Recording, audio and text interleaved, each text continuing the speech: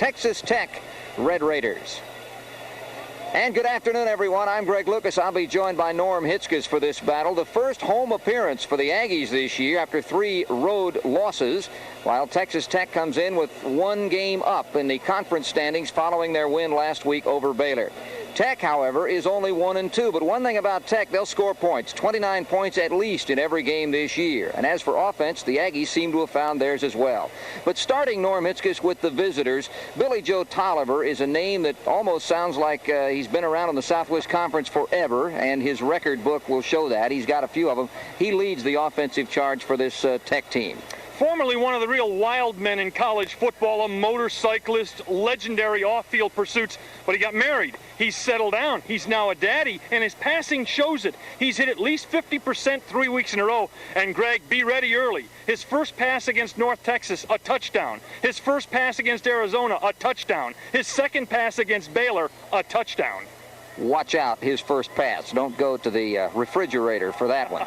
Now, his big receivers, of course, are noted as the Smurfs, the little guys, but they've got a great fullback who is perhaps unheralded more than he should be. He's been recognized by the Sporting News anyway, and we're talking about Irvin Ferris, who can run and also can catch. One of the very best-kept secrets in all of college football. This guy's going to finish his college career with over 1,500 yards rushing and over 1,000 receiving. He leads them in yards gained per rush and in receptions. He is something to watch, certainly, because he can do it all. Now, on the other side of the football, the Aggies, we know, have a great defense. That's been highly touted. The offense has been somewhat suspect, but if you look past the score last week and looked at the numbers, Chris Osgood, the quarterback, led a pretty good offense last week against Oklahoma State. Good balanced quarterback, capable of running the option and threatening you with the run, capable of throwing the ball. He threw for nearly 200 yards last week. I really believe, having done that game, the Aggies found their offense last week, though, as you said, the score does not show it. Now, one reason that the offense looked good was the return of a couple of very key performers. Darren Lewis is one, and the other, of course, is the wide receiver who does such a great job. You know, they're great. I mean, this team has a great wide threat, and also they've got the running attack, and, of course, with Osgood throwing the ball. Lewis is an exceptional runner, capable of 200 yards on a given day. Harris is an exceptional wide receiver. The two game breakers. If these two are bottled up, Tech stands a wonderful chance today.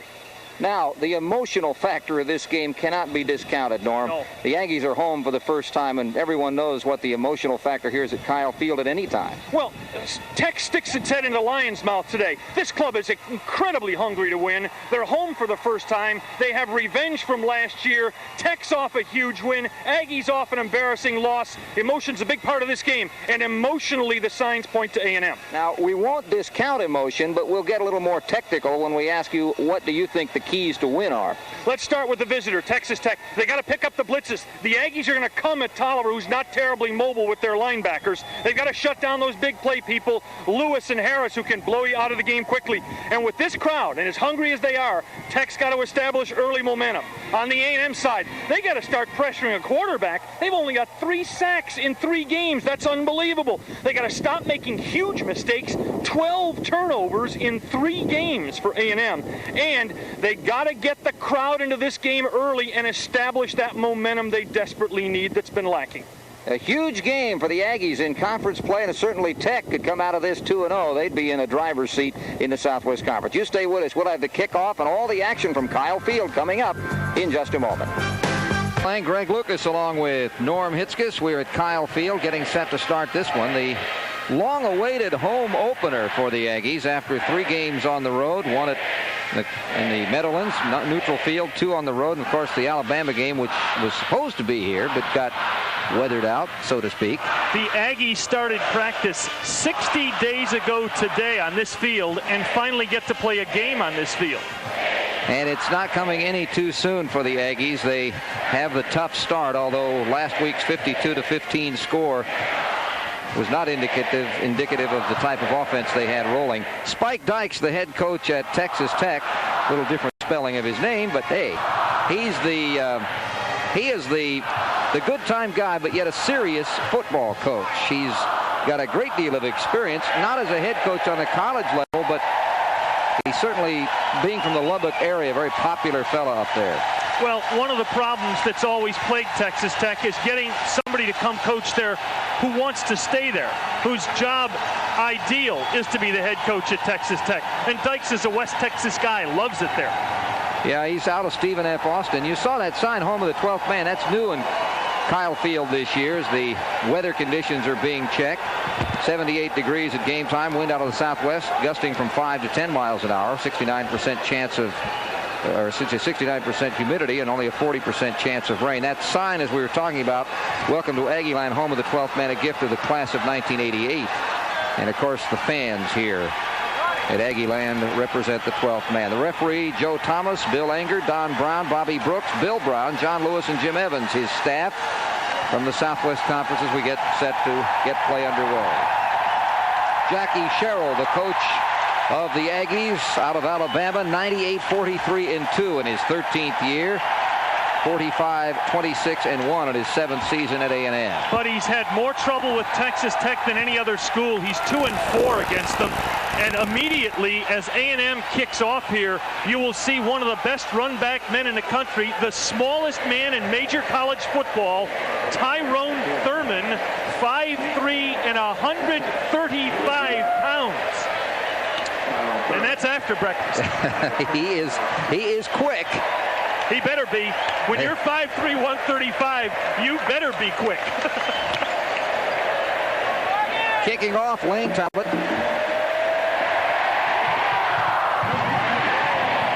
And the ball will come deep into the end zone where it will not be returned. And it will be 1st and 10. Let's take a look at the starting lineup now. First on the offense for Texas Tech, the offensive backs and receivers. Of course, Billy Joe Tolliver. This is an outstanding group of skill position players. Maybe the best group of skill position players in this conference. One of the best in the country. Gray rushed for over 1,000 yards last year as a sophomore. On the offensive line, Odie Orn is the only returning starter. This is the concern area on the Tech team. Billy Joe Tolliver on the give, and the first carry is to James Gray, and Gray cuts outside for about 9 or 10 yards as Gary Jones comes up from his strong safety spot to make the tackle. It will be just short of a first down, 2nd and less than 1. The defensive line for A&M has been somewhat of a disappointment in ways this year. Yeah, they play a 3-4, and none of these 3 people have a sack yet this season. Price very active, the cousin of Auburn All-American Tracy Rocker. We'll take a look at the linebackers in a moment on this 2nd down and short. Again, Gray has enough for the first down, just barely. He needed to get to the 30, and he just crossed it. It'll be a first down. John Roper came in from the linebacker spot, and there you see John and his fellow linebackers, highly heralded by Aggie fans, but again, they need to turn it up a little bit. Yeah, this is supposedly the best part of this defense, but Roper, who had 15 sacks last year, has none through 3 games this year. And Roper, who led the team in tackles last year, is just 5th in tackles on the team this year. There's Tolliver. He's got Thurman and Anderson wide on a first down play. Tolliver's first throwing attempt. Looks out to the right side. It's overthrown. Intended for Ferris. He threw it just a little bit high. It'll be 2nd down and 10. Alex Morris was nearby, but the pass was too high. Here's an Aggie secondary that's really going to get worked on today. Morris, a solid veteran starter. Mickey Washington at the corners. Gary Jones, you'll see playing with a soft cast on a fractured hand. And one of the indications this defense has had some trouble. William Thomas, the free safety, Greg, he's 2nd on the team in tackles. That's not good. That means the ball's getting pretty well downfield before the tackle's made. Price and Thurman are wide. Ferris in motion. The little flip pass is behind Price and incomplete. It'll be 3rd down and 10. So Tolliver's 0-2. Mickey Washington right there. The Aggies came with a max blitz there. Tolliver read it beautifully. He had one-on-one on the corner and just lobbed the ball up. But Mickey Washington was glued to the receiver, and it forces the first 3rd and long for Tech today. These are the plays that will decide this game. Can Tech, with their attack, convert the 3rd and longs they get into? Tolliver certainly is capable as the play was sent in from the sideline.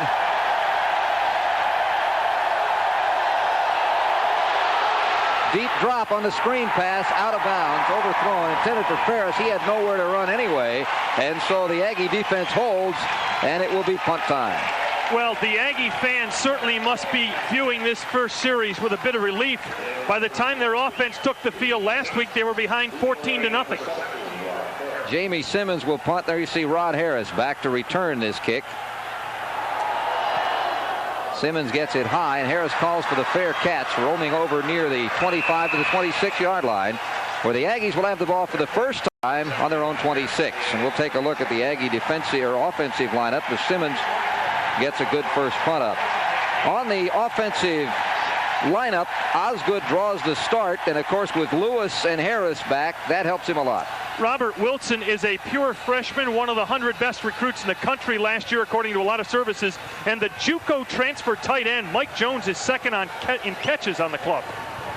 The offensive line, Pat Cunningham draws the start for a reason that is different. Yes, L.B. Moon, who started at left tackle, suspended 3 games by the conference for steroid use. Cunningham and Jones, by the way, were JUCO All-Americans at the same junior college, Sacramento Community College. Here's Osgood, who is a junior transfer from Ole Miss in his second start. And Lewis gets nowhere. Back to the line of scrimmage. Mike Derryberry and Terry Lynch in on the tackle, the linebacker and defensive end. Derryberry, one of 2 returning linebackers. Total on the team. Period, yeah. The defensive line for Texas Tech, they play a 4-3. Mathis Meyer had a huge game last week. He and Lynch are former walk-ons, but the stumpy Desmond Royal may be the best player in that unit. Second down 10. Little screen pass intended for Lewis, too low, incomplete, and it is third down. Let's take a look at the defensive backs now for A&M, or linebackers first. We talked about Derryberry. Mosley is a story as well. He's a military veteran. Yes, he is. Spent 3 years in Europe playing football. He's the #1 sack man.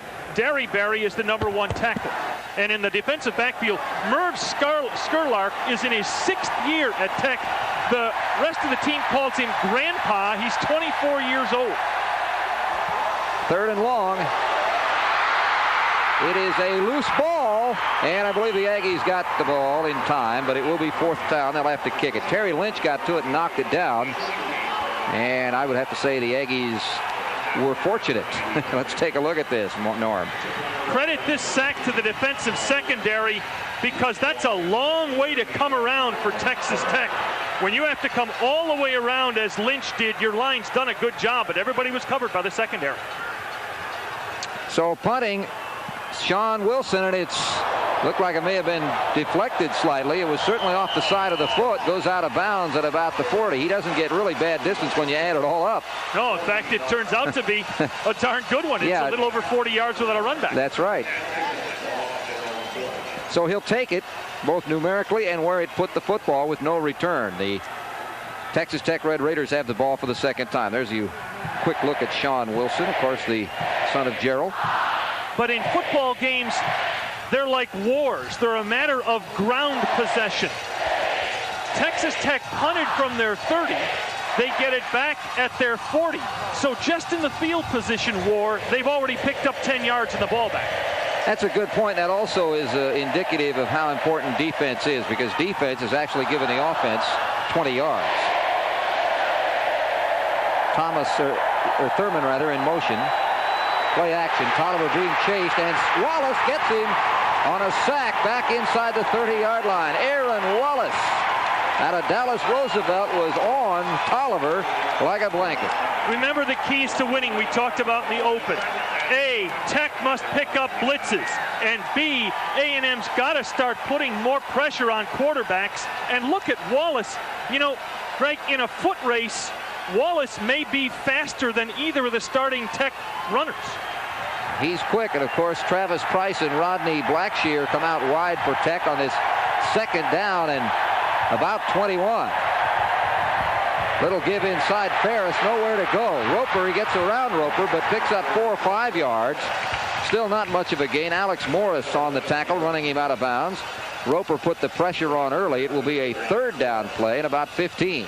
Yeah, Roper's not going to get the tackle there, but it was Roper who stayed home and fought the deception of the play and enabled Morris to make the tackle. Very good play by John Roper, not getting sucked in by the flow left away from him. Coming out wide to the top of the screen, Eddie Anderson. Wide to the near side, Rodney Blackshear. And Thurman is on the flank left side. Ferris in motion. The pitch back to Gray. Gray on the sweep right. just gets up to the line of scrimmage, maybe one more yard, and that is all. It's going to be time to kick it away again. Interesting calls by Tech on 2nd and 22 and 3rd and 20. They go with running plays to the right. Harris will be in to take this punt. And again, it's a high, deep punt back to the 5-6 yard line. Harris has it. He gets one block, a second block, and he's pinched off at the 11-yard line. Coming through to make that tackle was number 99, Joe McBride, for the Red Raiders. Boy, Harris had a tough decision there, didn't he? Because it was right around the 5-yard line, and if you let it hit, there's no assurance the ball's going to go in the end zone. But if you catch it, and you don't have much in the way of blocking, as he didn't, you know you're going to get swallowed up. Aggies start deep in their own territory. Turned it approximately 11 yards or so, or 10 yards, up to the 16, where it's first down. Harris wide left. Inside him is Gary Oliver at the top of the screen. He's in the flank. Single running back lined up is Robert Wilson, and now back in the I is Lewis.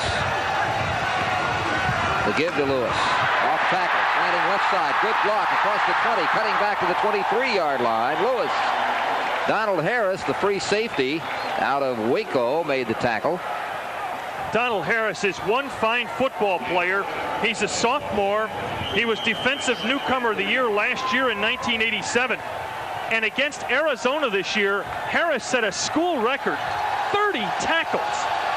Wow. Good run inside by Lewis, changing direction as he has a 2nd down and 2 as we get back to live action.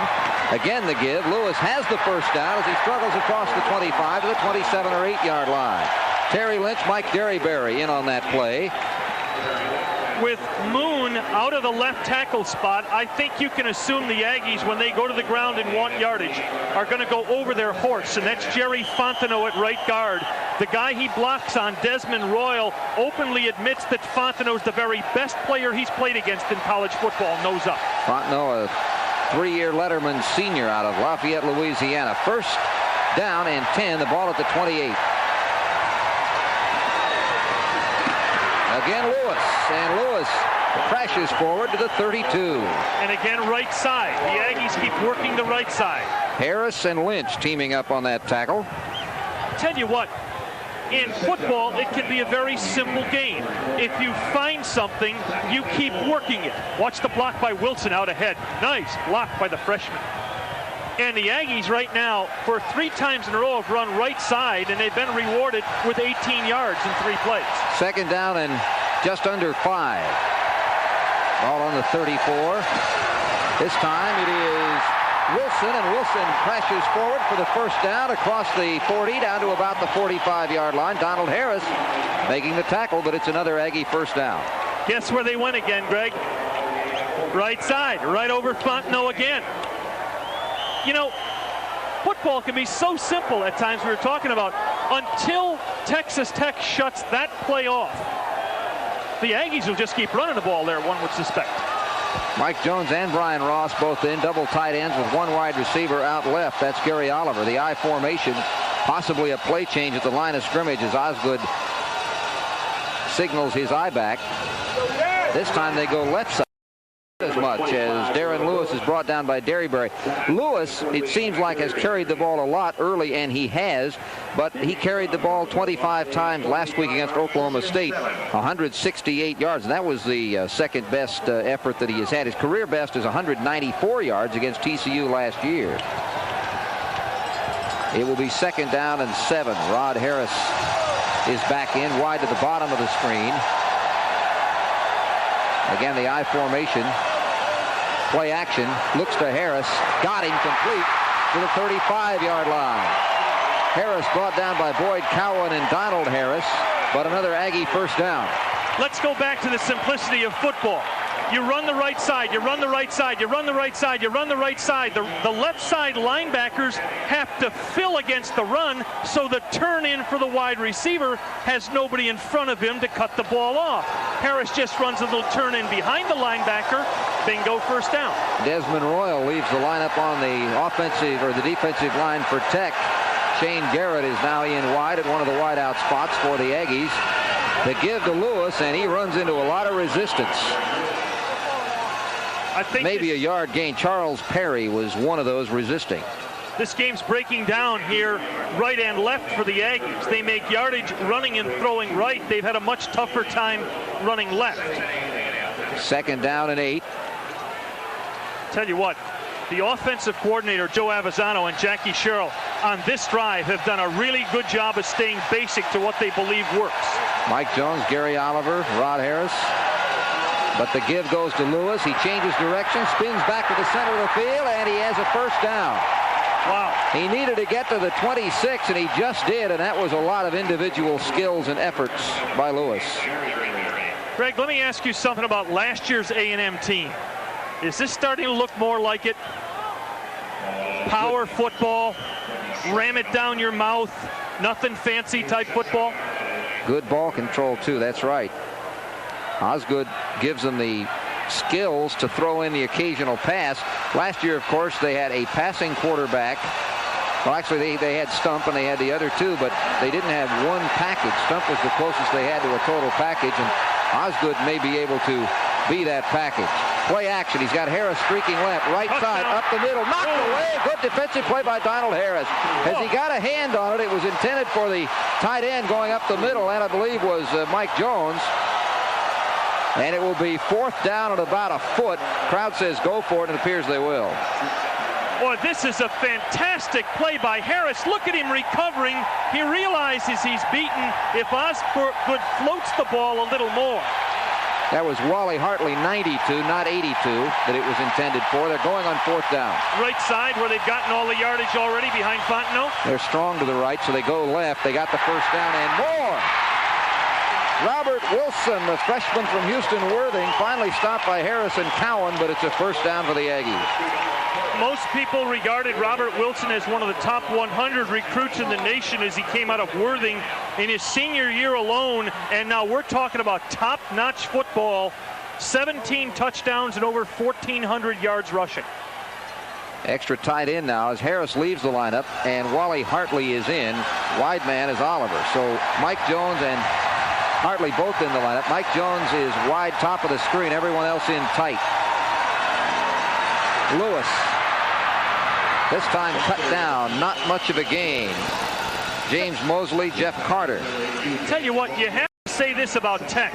They're making the Aggies snap the ball an awful lot of times on this drive. And the theory is the longer you string the drive out, the more chance there is the offense will do something, turn it over, commit a penalty, something to stop themselves. That, of course, has been a problem that the Aggies had, as you well saw last week against Oklahoma State. A lot of yards, but only 15 points.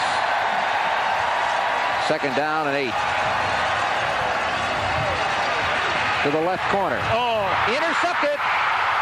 Picked off by Boyd Cowan as he tries to cut outside, and that was right there. He did not see Boyd Cowan just playing center field. He saw a receiver, I believe it, Gary Oliver, who was streaking to the end zone, but Cowan was just sitting and waiting. Osgood, you're right, never sees them. There's no reason he shouldn't have seen them. Cowan was standing right there. He just throws the ball right to Boyd Cowan. Well, there's the turnover you're talking about, Norm. The statistics are going to show the Aggies have a lot of yards. No points yet. Well, that was the story last week. Aggies outgained Oklahoma State, got beat 37 points because of their own major, huge mistakes. Another of the must-to-winning we had earlier on. If there is a bright spot on a turnover of that nature, it is that at least it did not give the other team points directly. It gave them the ball, possibly cut the Aggies off, but it's on the 15-yard line as Tolliver gives it inside. He's not going to get much yardage there, just a couple of yards.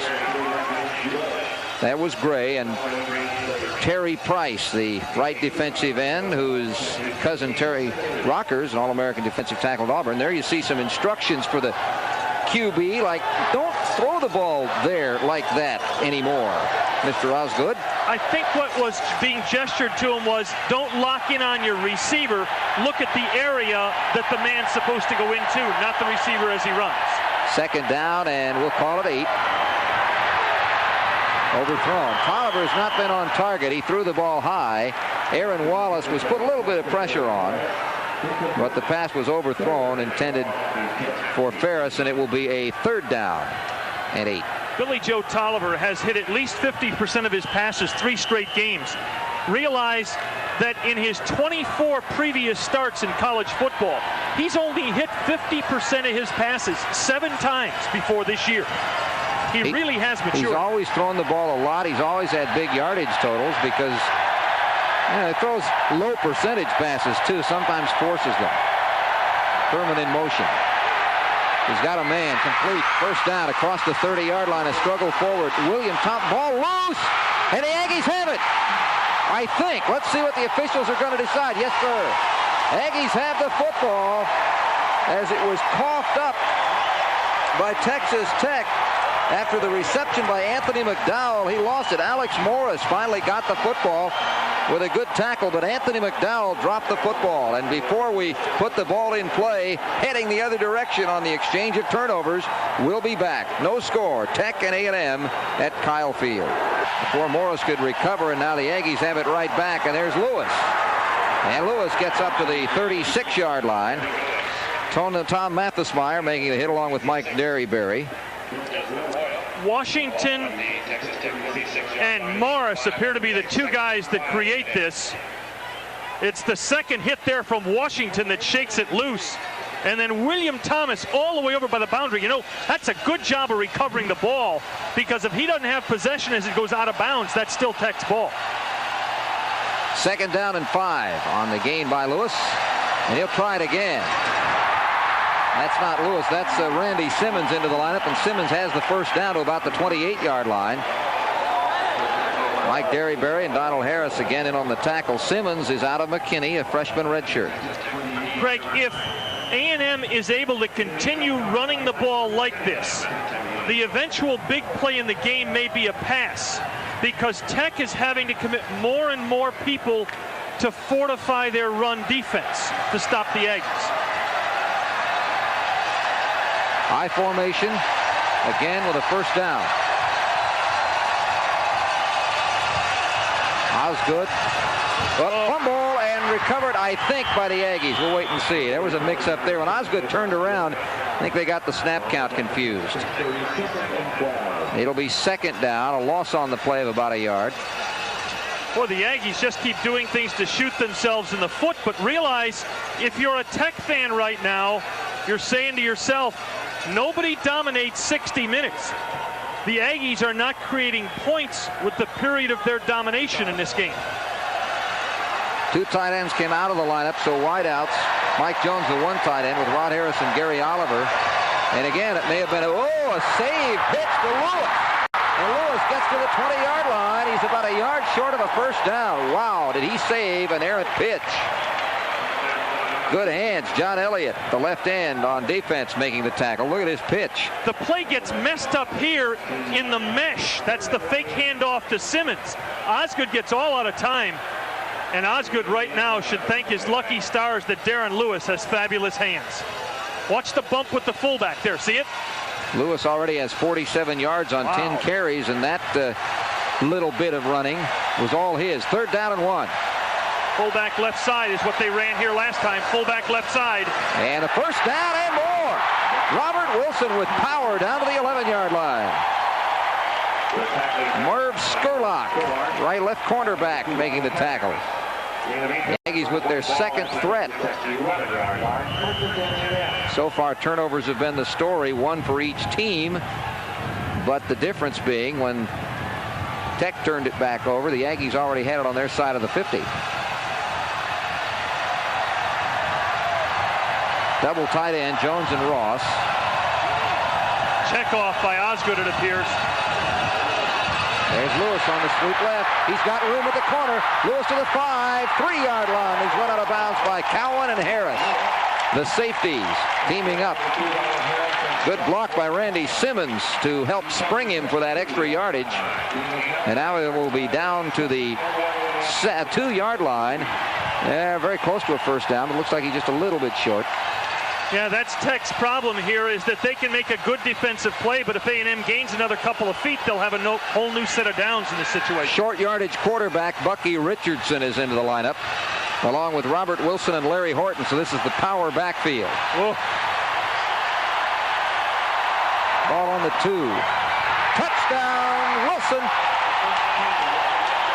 But there's a flag thrown on the pile after the touchdown, more than likely some form of unsportsmanlike conduct, and I'm sure the score is going to stand.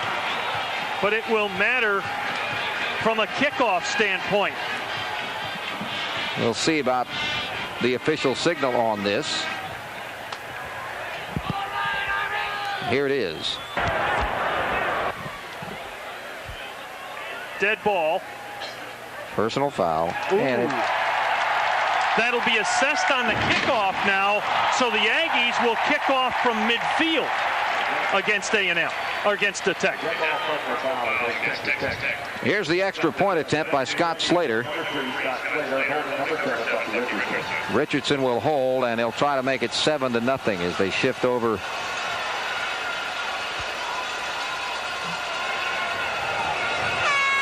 Kick is up. He got it, so with just 31 seconds left to go in period 1. Timeout on the field. The Aggies 7, Texas Tech nothing.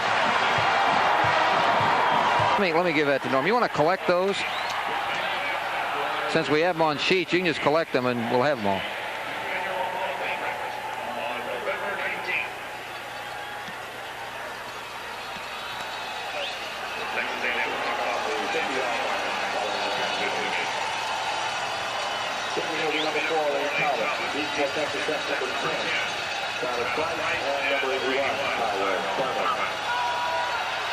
This will be the Aggies' 12th man squad covering the kick. And I'm telling you, Greg, a lot of coaches have talked about what to do in this situation. Do you kick high and short, realizing the run back man's going to be very nervous fielding the ball here? Also, a lot of run back men don't realize you can fair catch a kickoff. There you saw the drive, 7 plays, 41 yards, 335 as the ball is kicked off, and there will be no run back here. Sometimes Slater, let's see, it was Slater. No, that wasn't Slater again. That was Talbot. Sometimes Talbot takes all the fun out of it as far as the 12th men are concerned by just kicking it through the end zone. They don't have a chance. Now let's go to the Tech side of the ball here. Tech has really established nothing offensively. They haven't established that they can run or throw. The idea for Tech now is start to move the football by whatever means. Maybe dump the ball to Ferris, who's a good back out of the backfield. Maybe try to establish the ball up the middle. But you got to start establishing that you can do something against the defense. 31 seconds left in the quarter. 7-0 A&M. Eddie Anderson and Wayne Walker are wide, and now Tyrone Thurman, who moves in motion. The give goes inside to the running back. Adam Bobb making the stop, and Washington down there in the bottom of the pile. Not much of a gain there for Clifton Winston. Tolliver, the quarterback. Well, actually better than we thought. We'd take a look down there. He got almost 5 yards. Winston, who carried the ball for the first time in the game, is a little spark plug. And we have reached the end of the first quarter. So Billy Joe Tolliver will take his team all the way to the other end of the field, facing a 7-0 deficit. 1 quarter is in the can. We'll be back with second quarter action from Kyle Field with a score: Texas A&M 7, Texas Tech nothing. As we get set to start the second quarter, it has been a strong ground attack for the most part for the Aggies. Lewis with 57 yards carrying on 11 rushes, and Wilson 29 yards on 4 carries, 97 yards in the first quarter for the Aggies. And now it's up to Billy Joe Tolliver, who has been primarily trying to get his team moving through the air to see if he can. Some of it, his difficulty has been caused by the defense, but a lot of it's been caused by passes just not on target. Gray and McDowell now the 2 backs, and there's a pitch. And that's Gray, and Gray runs out of bounds, and he has the first down, but a flag has been thrown. A pair of them thrown where you would think it's some kind of offense in the blocking. It could be a clip, could be a hold, but that's the general area that the flags have been thrown in. See referee Joe Thomas's signal here. It is a clip. It is a clip. And Oh my, this is going to stick Tech way back in the hole. It'll put them inside their own 15-yard line. See if you can pick it up, Greg.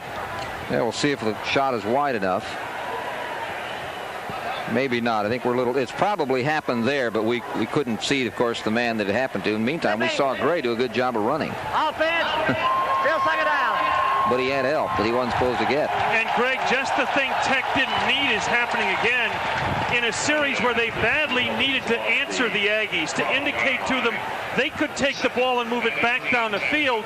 They're now faced with having to throw the ball in a very dangerous area of the football field.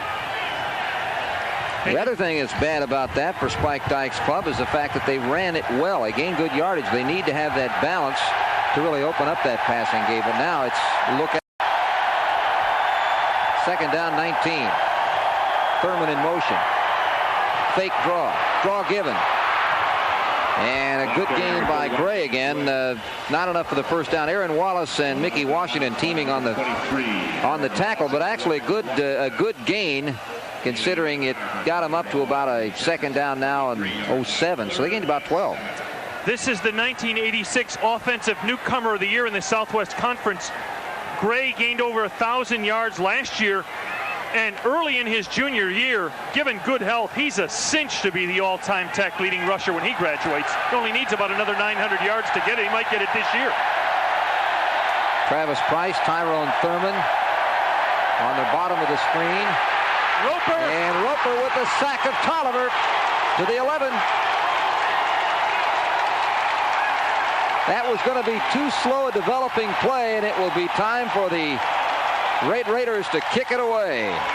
Well, we've been waiting for John Roper to show up this season. Teams have been running away from him. He didn't get to any quarterback so far. And today, Aaron Wallace and Roper, who bill themselves the Blitz brothers, have each gotten a sack. Jamie Simmons with the punt, and that's a good one. Harris takes it on the 28. Runs into his own teammates, but bounces off. Still on his feet across to the 43-yard line.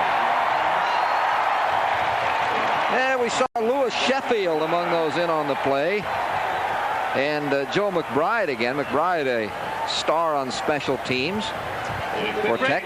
Greg, let's go back to the musts for each team at the start of the telecast. Remember we talked about Tech must establish some early momentum, and A&M must get the crowd involved early. Well, of those two, it's the Aggies who've accomplished their early must.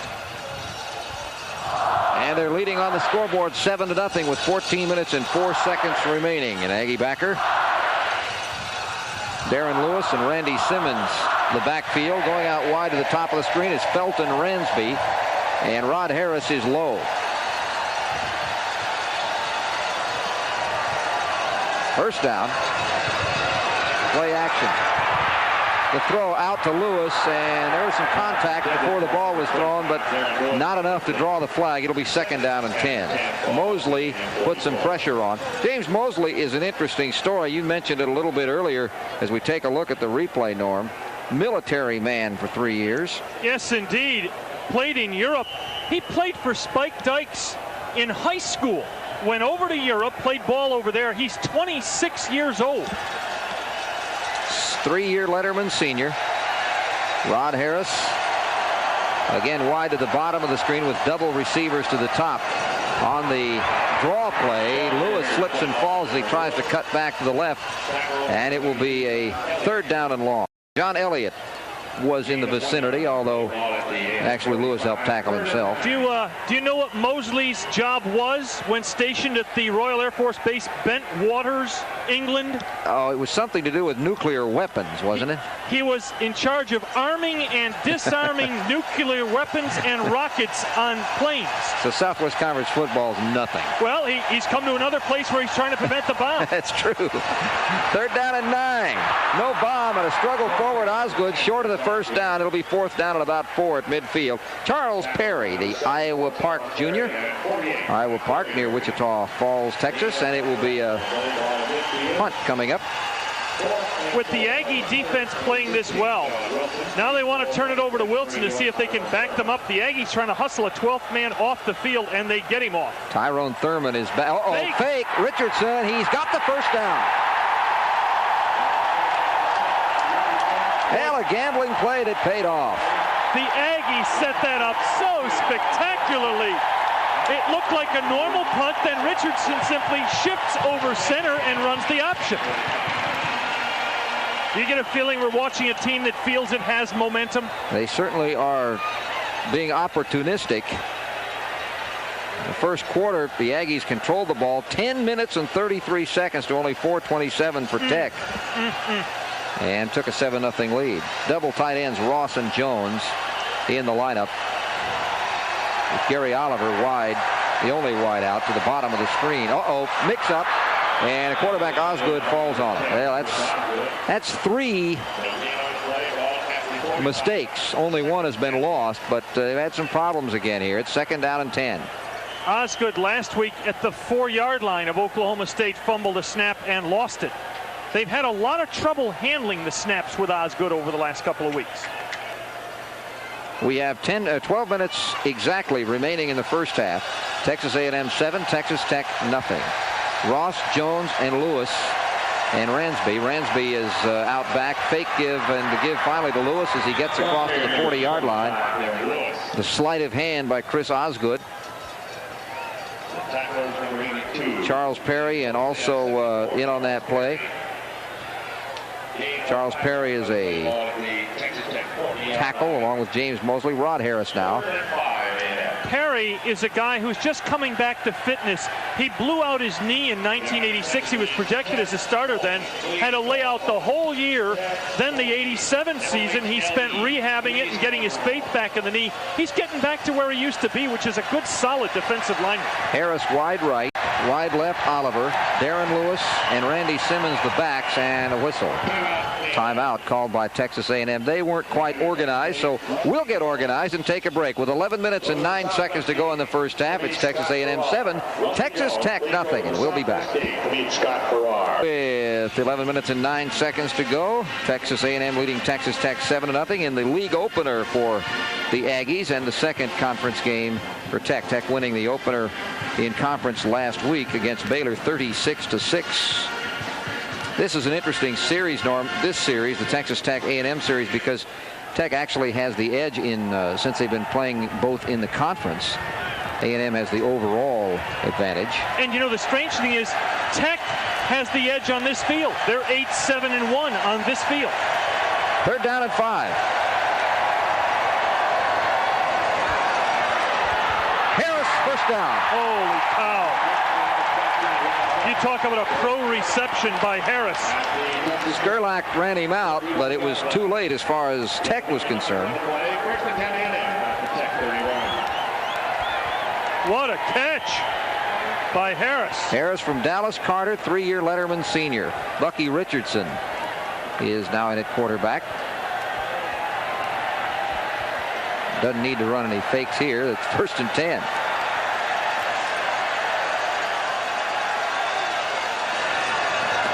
On the option, that's Lewis. And Lewis is brought down at about the 23-yard line by James Mosley. A gain of 8. What we may be seeing here, Greg, is the Aggies got a first down right around the 30. Is the belief they're sending a message to Tech. We can jam this ball down your throat. We've done it all day.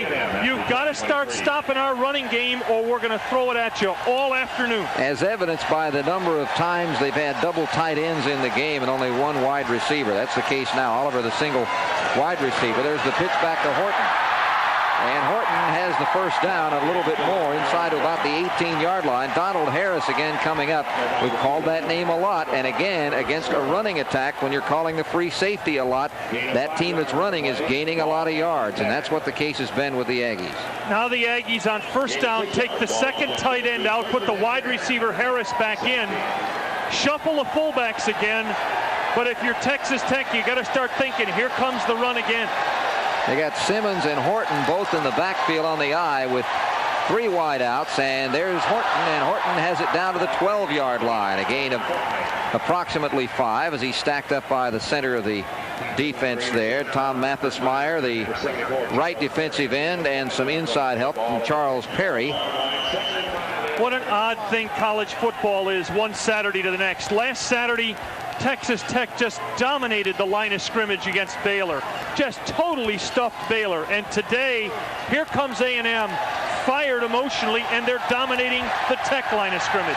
Again, the double tight ends with a 2nd down and 5. Lewis back in at the tail, takes the pitch. Nice stop. He was hit actually behind the line of scrimmage by defensive end Lynch, and he was only able to gain a yard or 2 as he struggled forward near the 10-yard line. It'll be 3rd down and about 4. Big play here for Tech, very big play, because if they can shut this off at just a field goal, again with Tech's offense and the type of game breakers they have, Walker, Anderson, Gray, Ferris, Thurman, you got to figure Tech is going to find their offense sooner or later today. Harris wide to the top of the screen. Darren Lewis and Robert Wilson back in the running back spots with Wilson in motion. Quarterback keep. Lewis. Richardson has got to be very close to the 1st down. We may have to measure. Looks like he fell right at the 7-yard line, and they had to get to just outside the 7. Mathis Meyer making the tackle. I would imagine this will be a measure. Well, now where the ball is spotted, I don't think they made it. Yep, I agree with you. I agree. And the Aggies, no question at all. They don't think they've made it. They've already sent the double tight end in. They're going to go for it. Well, they've been very successful with that so far. They're going to measure it to let them know exactly where it stands. Looks like at least half the ball. That's about right, half the ball. 4th down. Bucky Richardson says half the ball. Well, the last 2 times on 3rd and short, they ran fullback over left guard, and at the end zone where they were in close, they ran fullback over left guard. Let's see if fullback over left guard is still the Aggies' choice on short yardage. Richardson stays in with a full house backfield. Middle back here over left guard is what they've been running. Right guard. To give to Horton. He's got the 1st down to the 5. He got 2 yards. He needed about a half a yard. Mike Derryberry making the tackle along with Perry and Desmond Royal, but it will be a 1st down for A&M now at the 5. You know, I'm not so sure that ball wasn't fumbled at the end of this run. Take a look. Does Horton keep this ball all the way? It's Luke. Might have been tearing it away, and actually that was actually Wilson, not 39, 32. Same result, 2 yards. It may have been after he was already considered down. 1st and goal. Tell you what, that was another Aggie that came up with the ball when they got off the ground. Here's Lewis. Down to the 3-yard line. Harris and Derryberry leading the tackling charge. It'll be 2nd and goal from the 3. And now Horton comes back into the game, along with Shane Crawl, number 87, yet another tight end. They go 4 deep. Actually, the Aggies go deep in the tight end department. Ross, Hartley, Jones, Crawl, Lewis out of the lineup. There's that stack again. Man in the center is Wilson. But the goal goes this time. Touchdown, and this time it was Horton carrying the mail. So number 39, Larry Horton with the touchdown at 7:29. And the extra point coming up. Aggie fans who haven't seen much scoring this year have been deprived of one of their favorite rituals. The Aggies always get to kiss their dates after scores, and there hasn't been a lot of kissing going on at A&M this year. All right, the extra point, Slater will put his toe into it.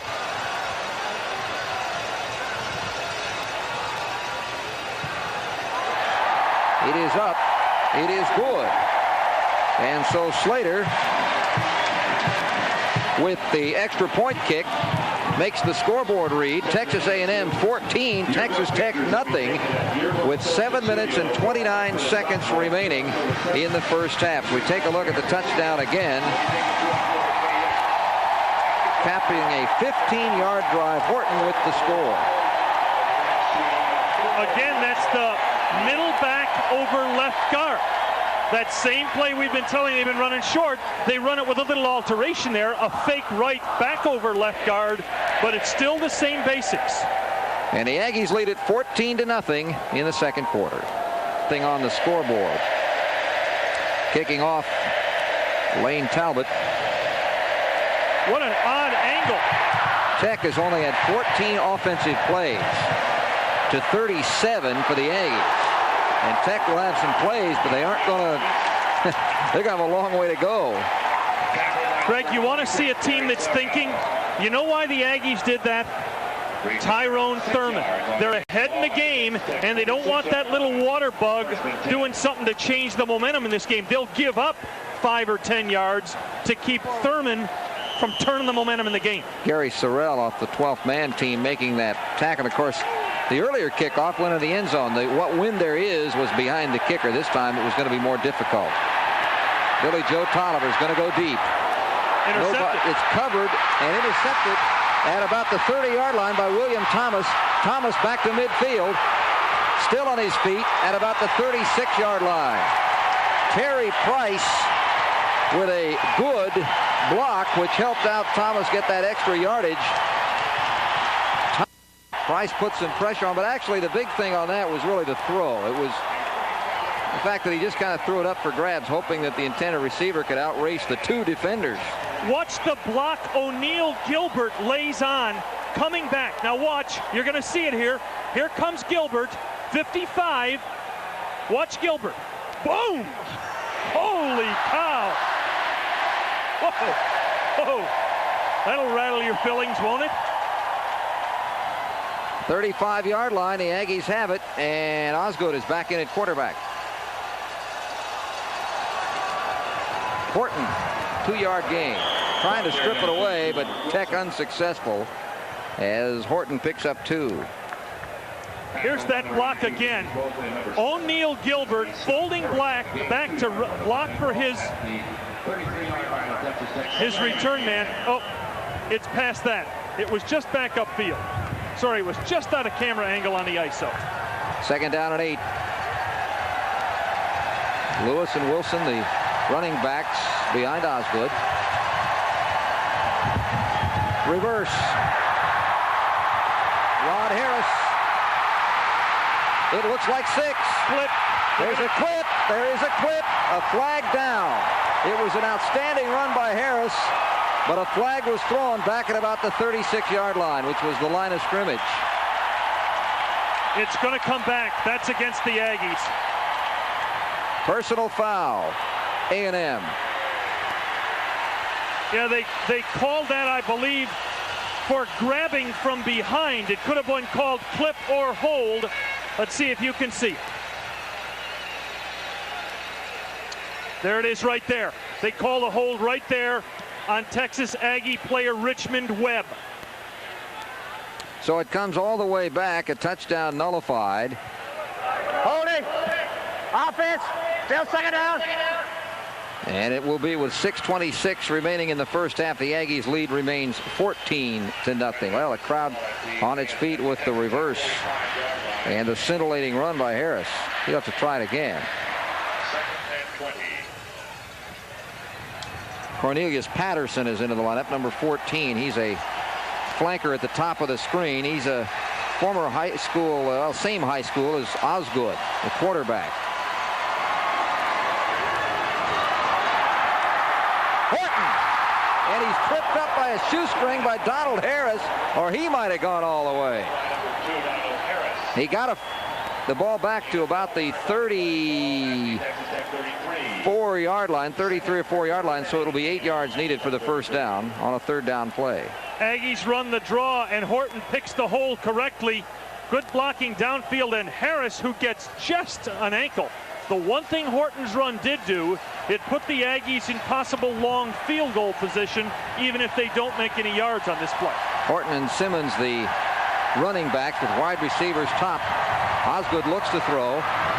Comes outside to Horton. He's got the first down inside the 20 to the 19-yard line. Horton with a good catch and run out of the backfield. Sammy Walker and Boyd Cowan in on that tackle. Walker, the right cornerback out of McKinney, Texas. Well, this is just what Spike Dykes and the Tech staff feared, that A&M, after weeks and weeks of frustration, would get on some kind of an emotional roll. And right now, Tech desperately needs somebody to make a big play to stop the momentum, get him into the locker room 14 down, and try to reorganize this thing. Harrison Oliver wide to the top. tight end split on the left. The give instead goes to Randy Simmons off right tackle, and Simmons picks up about 2 or 3. It'll be 2nd down and 7. Desmond Royal with tackle. Greg, you know, the Aggies just keep throwing these high school All-American running backs at you. Wilson Simmons, Horton, Lewis. We haven't even seen the kid McAfee, who's a terrific-looking young runner. They got 3 quarterbacks, and there's not a senior in the whole bunch.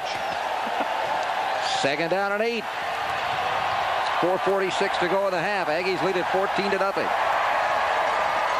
Roll left to the corner. Harris. It was a flag thrown on the far side of the field, and he may have been covering him just a little bit too much. Harris turned to face up for the ball, and Walker, who was not watching the ball, ran into him at that point. Here's the word. No, they're going to wave it off. Flag off. Uncatchable out of the end zone. All right, you heard the explanation. Now let's see. What do you think? Uncatchable?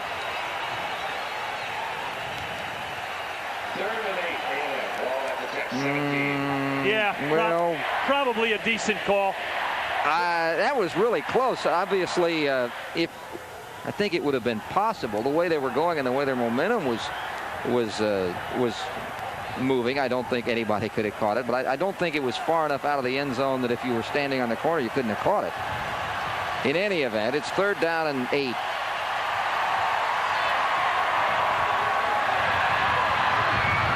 Incomplete. That one was pretty much thrown away. Shane Garrett was the nearest receiver, but another flag.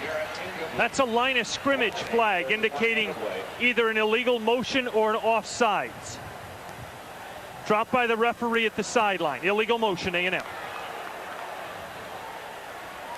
That was an incomplete 3rd down play, so the decision has to be made by Tech. Yeah, that'll certainly be declined rather than to give the Aggies another chance to gain a 1st down, and it'll force A&M, you would think, into some kind of field goal situation.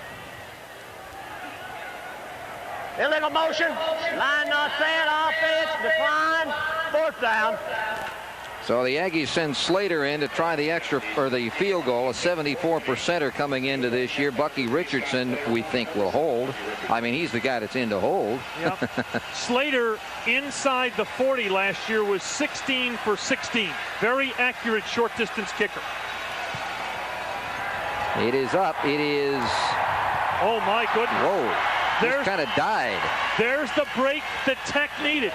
Remember, we talked about something had to stop the Aggie momentum. Tech got their break. Here it is. The ball just went up in the air and just flat out died. And there's not that much of an appreciable wind. But it died and went off to the right. So now with 4:28 to go in the first half, Tech has the ball back. And again, the thing about Tech with their offense, they have averaged 29 points a game in 3 games. They've only won 1 of them. The one they won last week, they put 36 points on the board. They are certainly capable of exploding.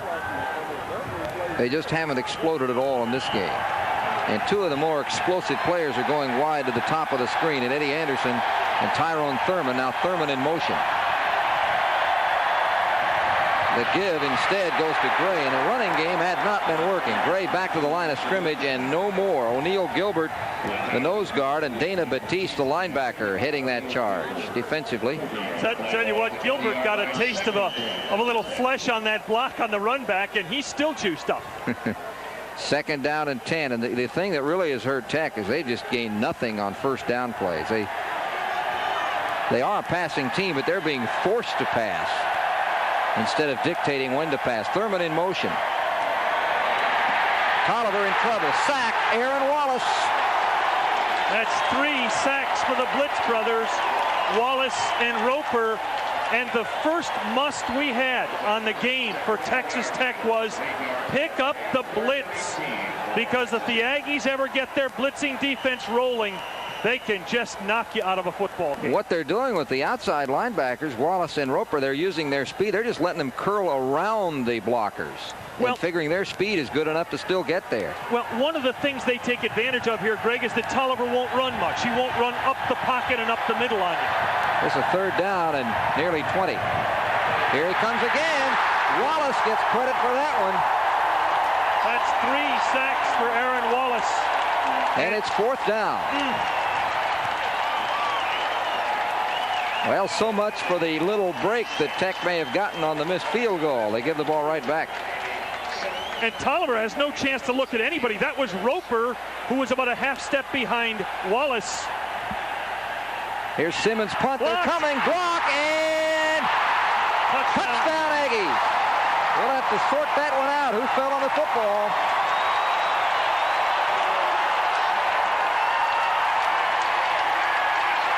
We think Horton.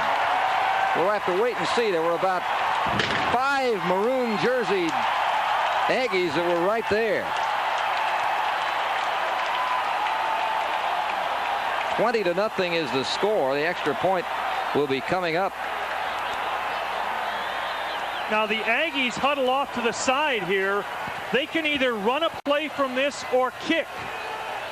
Alex Morris, I think, is the man who's going to be credited with the recovery. Oh, they're going to run for 2. Richardson got him. Boy, they're opening up the playbook. Bucky Richardson with a 2-point conversion. And with 2 minutes and 42 seconds remaining in the first half, it's Texas A&M 22, Texas Tech nothing. We'll be back in just a moment. That block punt, which has been officially credited to Larry Horton, although I'll tell you what, he had a bunch of teammates that got through with him. Total yards, A&M 189 in this first half to only 22 for Texas Tech. Well, Tech really desperately needed to get this thing to halftime down 14-0. Now they're looking at 3 or 4 scores to get the lead back in the game. And they're looking at one more thing. An Aggie team that's emotionally been released from jail. Another short kick. There won't be any long returns likely on this. Although there is a little bit of a hole as it was brought up top by Jim Vasquez, a cornerback for Tech. And on the special teams, Bubba Hilja out of Cotulla, Texas, 6'2", 205 pounds, off the 12th man club. Now let me ask you something. Could Bubba Hilja from Cotulla play for anybody else in the world? No. He's got a special job. Hey, Michigan State would force that guy to change his name. If you're Bubba, you got to play in Texas, right? Boy, no room at all for Clifton Winston, and O'Neal Gilbert is the man who pinched him off. And this is what has really hurt, among other things, hurt Tech. They just can't get anything on first down, pass or throw. They're going to a no-huddle offense here. 2nd down and 10. 2:17 remaining. First half, 22-0. Now the play call. Tolliver completes a pass for about a 7-yard gain out to Charles Lott with Mickey Washington and Dana Batiste. Charles Lott is a big name, or was a big name in high school football, but he was a Prop 48 casualty, then last year redshirted. Still expect a lot from him as a tight end. 3rd down and 3. And there's a first down and a little more for Winston. Winston piles forward to the 41-yard line. Mickey Washington making the stop. Gary Jones helping.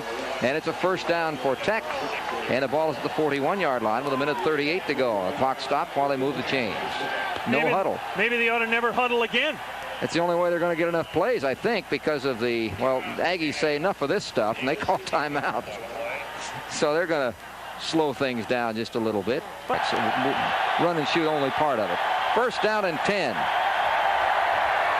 Play action. Dump off pass. McDowell. And McDowell is run down out of bounds at about the 35-yard line, but a good gain of about 7. Adam Bobb and Alex Morris teaming on the stop. And again, no huddle for Tech.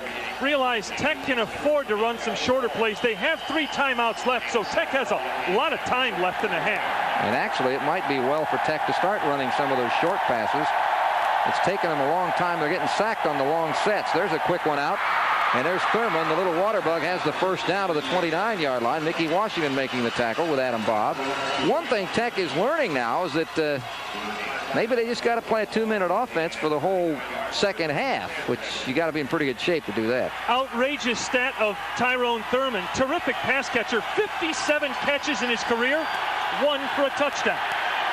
Isn't that amazing? First down.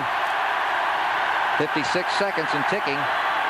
A give on the run to the right side.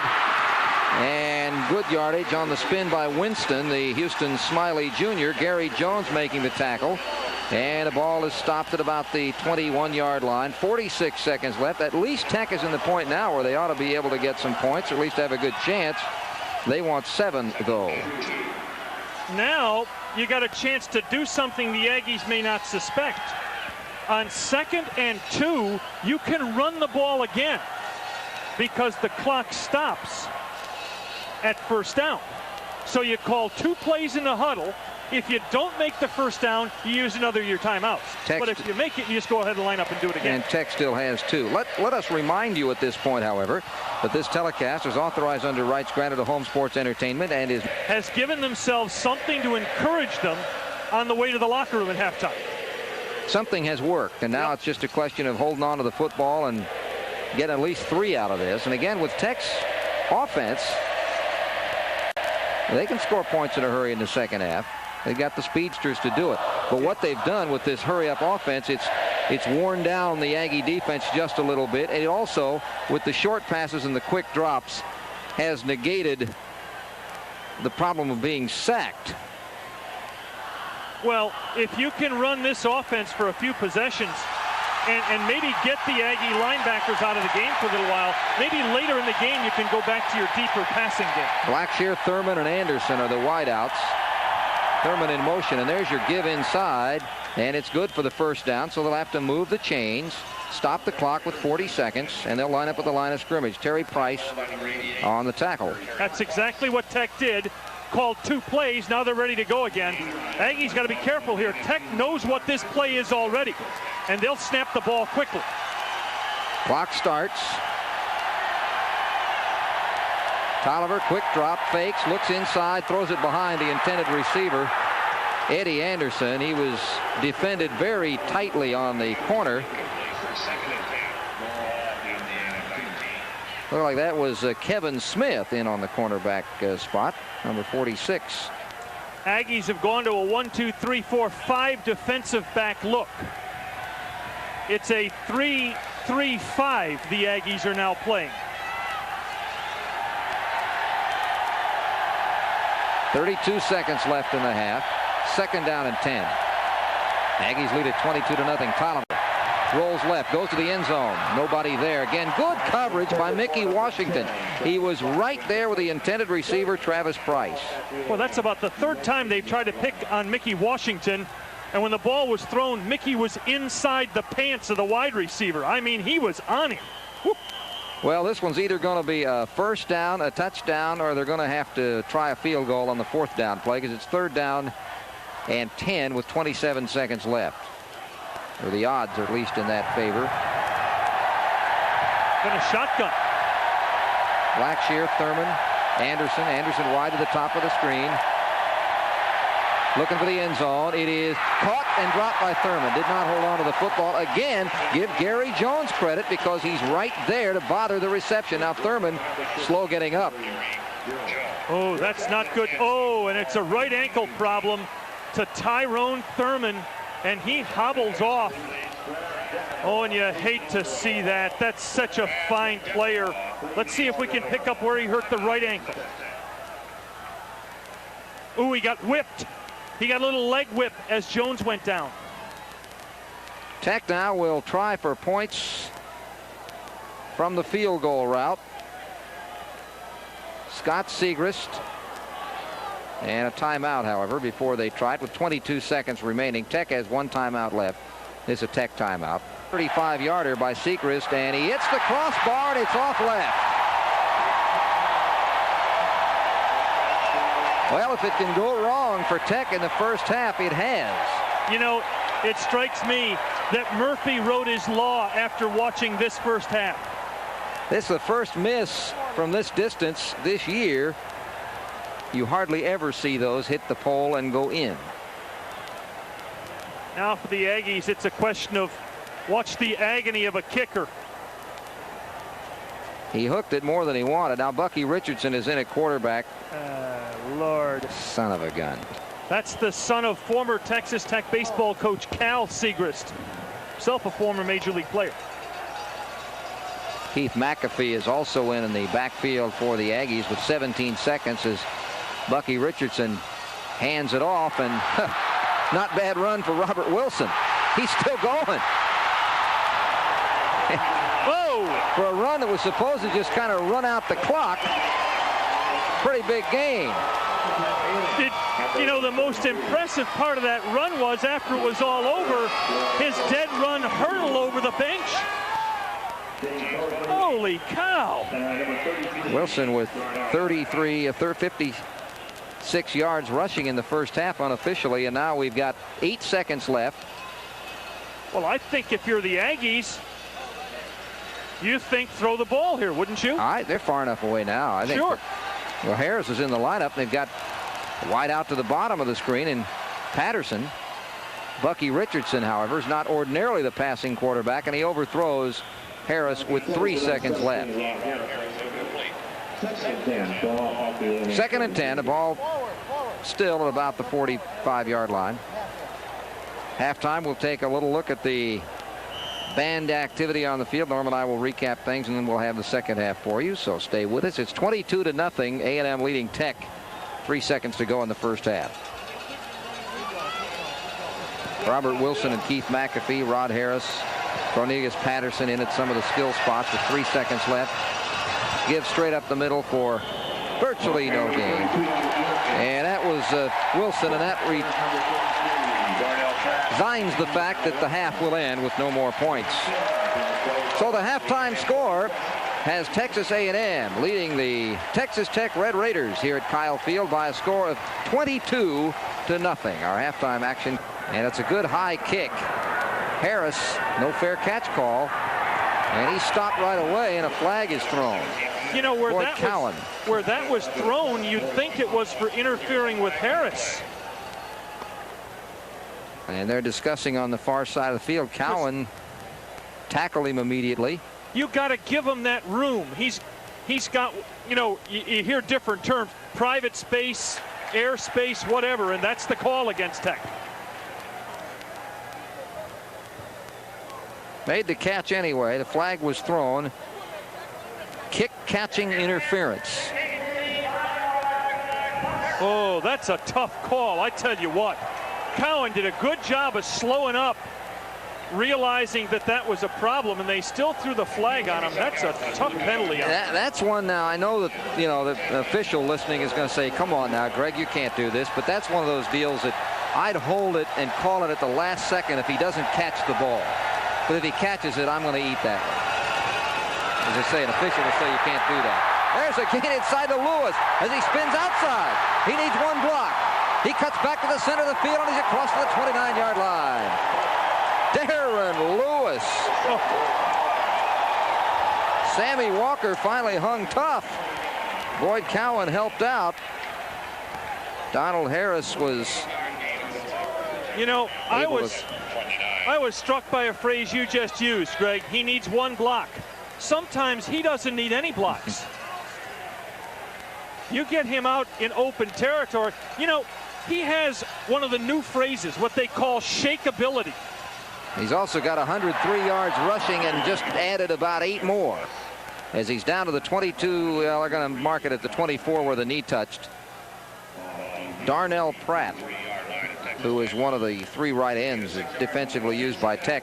Eddie Kittle had been figured to start. He had an injury in the two-a-days. Tom Mathismeyer moved in and has done well. Boy, the Aggies of the second half looking just like the Aggies of the first half. 2nd and 5. There's Lewis. Cuts inside the block down to the 13-yard line. It's another first down. And Greg, you're starting to see the effects of the pounding that Tech's defense has taken all day. They're getting up slower. There are less people in the pile-ups when they bring the runner down. All that's a sign of is that it's starting to dawn on Tech. They've got 25 more minutes to get kicked around unless they do something dramatic to change the momentum here. Gary Oliver on the far side, or near side, as Lewis takes the ball up the middle down across the 9-yard line. Pickup of almost 5 more yards. It'll be second down. Charles Perry, who backed up Desmond Royal last year, now has a starting tackle spot of his own, along with Terry Lynch. Boy, and a lot of credit to the middle of the Aggie line. The guards Richmond Webb and Jerry Fontenot, and the center Mike Arthur and his backup Chris Work have really done yeoman duty in there. The Aggies have gotten a lot of yardage straight up the gut in the game. Ball on about the 8-yard line. 123 yards rushing for Lewis. And down to the 1-yard line. Touchdown! That's Robert Wilson. He made it in. Donald Harris thought he might have been able to stop him, but he carried him right into the end zone. Well, we talked, even as the ball was being snapped, about the middle of the Aggie offensive line, and they do it again. The snap is made, and the middle of the line just blows back the Tech defense. Wilson was 71 yards rushing himself on a couple of touchdowns. The extra point attempt by Slater. It is good, and with 11 minutes and 47 seconds to go here in the third quarter, the scoreboard registers 7 more. Texas A&M 29, Texas Tech nothing. All right, here's the play. The ball is just about the 9-yard line. Watch Fontenot, the right guard, 67, and the center. They just forge open a huge hole. Fontenot seals it off. And then Wilson, boy, is this a good-looking runner. Plows in. Watch the hole. 67 and 52 create. Fontenot and Arthur. The strength of Wilson was evident there as he carried the defender in with him. And now it's Travis Price and Tyrone Thurman back to, well, the ball blows off the tee. Talbot will kick off again. There you see Thurman. He has been a tremendous player throughout his entire career, despite no size to speak of.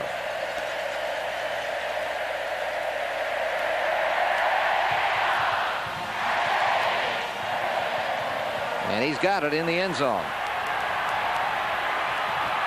And he brings it out to the 21-yard line, where he'll put it in play. Brian Edwards, a 12th man teamer from Fresno.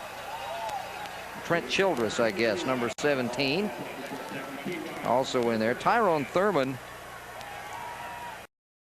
has not returned a punt, but he's 5th on the Southwest Conference all-time list career-wise. There's the scoring drive, not a very long one.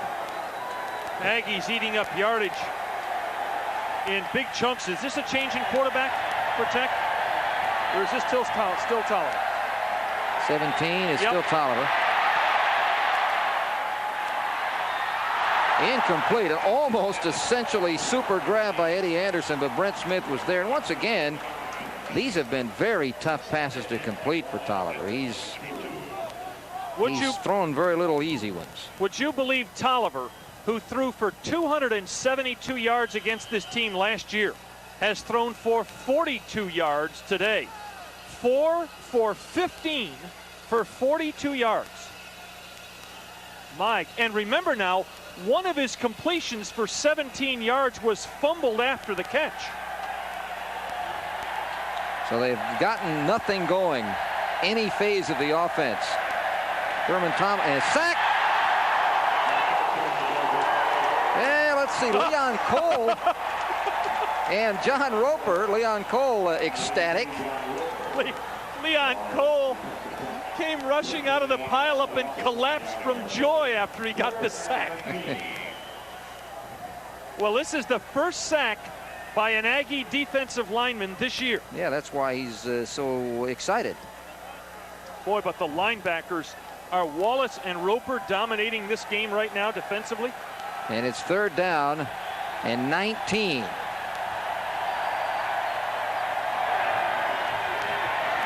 Gray, nowhere near enough. Wow, you hear the pads popping. Gary Jones, Brent Smith, Alex Morris, John Roper, and it will be 4th down. The Aggie fans love it as they wave the 12th man towels. Well, what's happening here is Texas Tech is getting the punishment for everything Nebraska, LSU, and Oklahoma State did to Texas A&M. And I'm telling you, if these teams met next week in Lubbock, the team in white might win this game because these teams are pretty even. Short punt. Harris to the 41-yard line. And so the Aggies will once again have outstanding field position. Anthony Lynn of the Red Raiders making the tackle, along with John Elliott, Terry Lynch. It's 29-0 with 10 minutes and 12 seconds remaining here in the third quarter.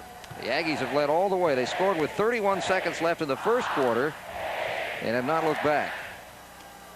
And there has really been no bright spot at all for Tech yet. Now the problem for Tech is all the emotion's gone. You're getting beaten up. Your offense has given your defense no signal it's coming back, and there's 25 minutes to go in the game. Now is where you got to dig down in your guts and play individual wars with the man across from you. Now you're trying to survive if you're a Tech defensive player. Osgood, fake, goes deep. Incomplete, and a flag is thrown. It was intended for Cornelius Patterson. Sammy Walker on defense, and Sammy might have been a little, well, let's see, no, number 2, Donald Harris on defense. It may have been a little too tight. 2 flags on the play. There's one at the line of scrimmage also.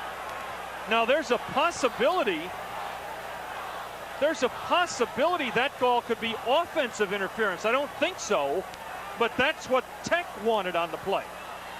Now we got 2 flags, so let's let Joe Thomas's crew sort this out and tell us what's going on. He's got it sorted. He's coming over to tell us. Illegal receiver downfield, A&M. And pass interference. We'll try it all over again. This play action was so good, the lineman blocking went downfield. They said, oh, Lewis must have the ball. And there's a little shove there you see from Walker. Oh. And later over, Harris got over. Hey, I'm telling you, Craig, if that's defensive pass interference, it's been committed 4,914 times this afternoon around America. Now, 1st and 10. Fumble recovered by the man who did it, Chris Osgood. Osgood now has had 3 of those in this game. He's gotten them all back. Second down and 10. That pass was interesting because Cornelius Patterson, we take a look at the fumble. He just has the snap, and then on the fake give, about gave it all right. Nice catch, though. 2nd and 10. Ball at the Tech 40. Lewis. Oh, look at the cutback. He had a great hole at the line of scrimmage and then cut through the linebacker area. Harris and Cowan and Walker, but it was a first down. Another big gain, and he's got to be nearing 150 yards already. Well, this Cajun that plays right guard for the Aggies, this Jerry Fontenot, look at 67. His man is 5 yards downfield. I mean, what a job of blocking by Arthur and Fontenot as the Aggie middle just dominates the ball. There it is again, up the middle. First down, and the ball is spotted on the second play, or in the play from scrimmage, a gain of about 5. Charles Rowe, as Tech goes into some of the backup linebackers. It'll be a 3-yard gain, actually. Rowe from Killeen, most improved player in the spring, in there, along with Richardson now, quarterback. Larry Horton, Randy Simmons. Boy, wide split by the defensive tackles for Tech. Option play. Bucky Richardson makes a bad choice, but he is again saved by Larry Horton, who held on to the football. Donald Harris. I say bad choice. Once they've got their arms around you, it's real tough to make a clean pitch. Do you know Horton wound up with 5 yards on that play? Yeah. He saved him again. He saved the bad pitch. By the way, there's a player in for Tech now at middle linebacker. You remember from their offense from the last few years. Isaac Garnett, who's rushed for more than 1,000 yards as a fullback, is in at middle linebacker for Tech now. There's Brian Ross lined up in the backfield as in motion as Richardson keeps it on the option. Cuts inside, but not for much as he's dumped by Matt Wingo. Pasadena Dobie, a redshirt freshman linebacker.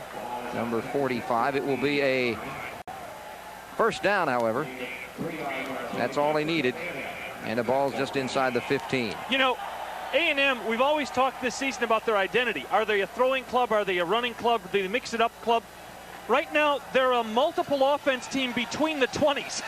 But when they get to the 20, here comes the offense that runs the ball. Scott Harrison comes in for Royal at one of the line positions. And look at the side move by Lewis. Lewis is down to the 4. Donald Harris making the tackle, and Harris has a lot of them, but again, that's the old story. Your free safety makes a lot of tackles on a team that's running the ball, and you're losing, and that's what the story is. Well, when Harris made 30 tackles against Arizona, they lost 35-19. Look at the move here. Let's see, we're up to 148 yards rushing for Lewis. You know, sometimes some of the runners in this conference just take your breath away. What a terrific runner this kid is. First and goal from the 5-yard line. Down to the 2-yard line is Randy Simmons. And Donald Harris and Isaac Garnett making the tackle. That's the middle linebacker and the safety. A&M's decided to get serious at the goal. Second and third tight ends. Yeah, and they'll run Ross in. Actually, they'll line him in the backfield as a blocker. Now, this is the play, so to speak, where the ball goes to the middle back over left guard. Wilson and Horton are the real running backs as Ross goes in motion. Option play, Richardson, touchdown, Aggies.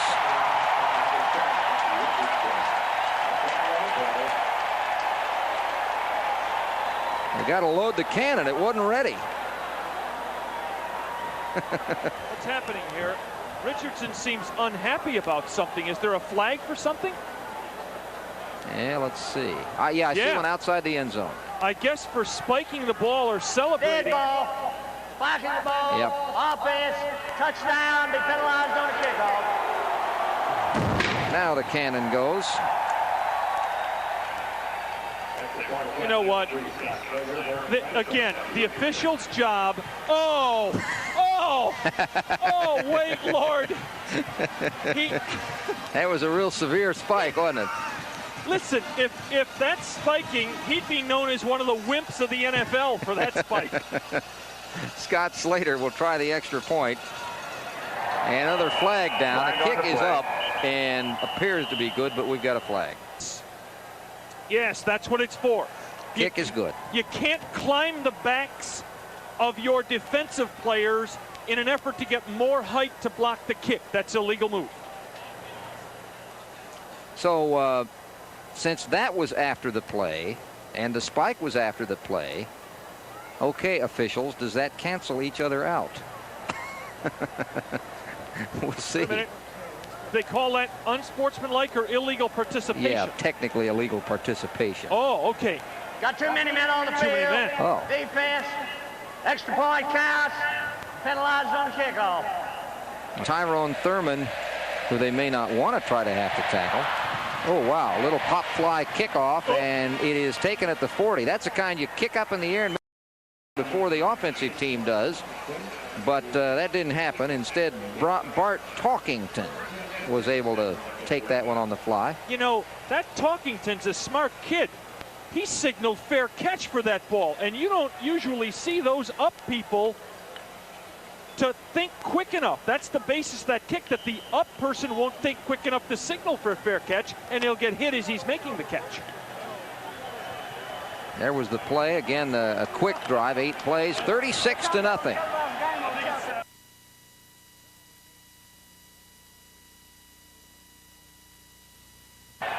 McDowell in motion. Quick pass out to Thurman. And Thurman has just about gotten to the first down line. Basil Jackson and Gary Jones making the tackle. Tyrone was there. We'll see where they spot it. It looks like he may have fallen just about a couple inches short. You know, Greg, we spoke at halftime about what would Tech do to start the second half, and they didn't go back to the thing that worked at the end of the first half. They didn't go back to the very short dump-offs and quick plays that seemed to have some success on the final drive. Now, that first series was just the same. There's a quick handoff inside, and not a whole lot of yardage.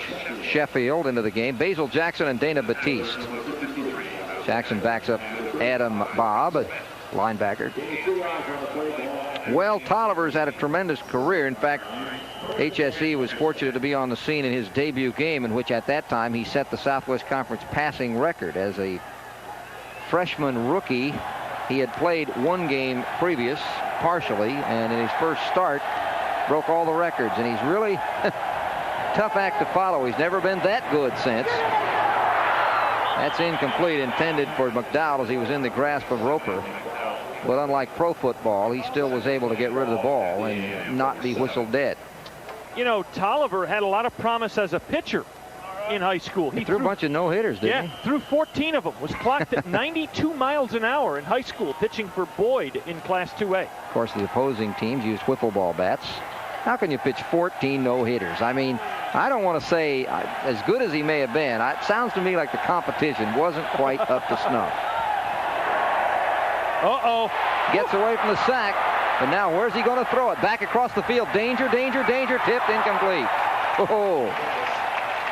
Gary Jones got a hand on it. Jeff Huff was putting a lot of pressure. And, of course, Roper, he's always there. You know, Jones made a really nice play in a second regard. As he went up with his right hand, he tucked his left hand in behind him, because as you go around the receiver, they'll often call you for interference if you bump with the offhand. And Jones intentionally hung that left hand behind him so he wouldn't get that call. Tech calls timeout. Running out as soon as he got in position, Eddie Anderson says, give us a break, and so he will. Anderson, coming into this game, caught 6 passes for 13.8 yards per catch, but all these numbers that are very impressive when you take a look at them aren't. Roper looks like he's a little gassed out there. He's been on the field not really that much when you really get down to it. Well, problem is he's been on Tolliver that much, though. Billy Joe Tolliver has 1 total yard offense. He has minus 50 rushing and 51 passing. Well, you look at the game breakers on this team, and we'll tick them off for you. How much have we seen Ferris? Not much because of the hip pointer. How much have we seen Thurman or Tyrone Thurman? Not much. He's caught a couple little hitch passes. How much have we seen Wayne Walker? Not much. He averages 36 yards a catch. How much have we seen Eddie Anderson? I don't believe he's caught a pass. I don't think so. James Gray had a couple of decent runs in the first half, but the Aggies took that part of the game away. The Aggies have basically amputated every big playmaker from Tolliver's offense. 36-0 with 6:06 to go in the third. 3rd and 10. Look at this At the 47, out of the shotgun. Tolliver, look out. Throws it up for Gret and has a man as Tyrone Thurman uses all 5 feet 3 inches to get the pass in front of Gary Jones. It's a first down. Good job by Tolliver. He was under heavy pressure, but he realized that Thurman was all alone downfield with single coverage.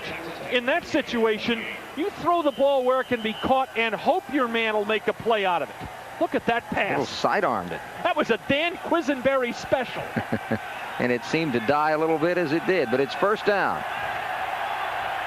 Ball at the 28-yard line. This is only the second time that Tech has really had any kind of a scoring threat, and they're still 28 yards away. On the draw, they give to Sheffield, and Sheffield is bumped down at the 23-yard line. Basil Jackson making the stop.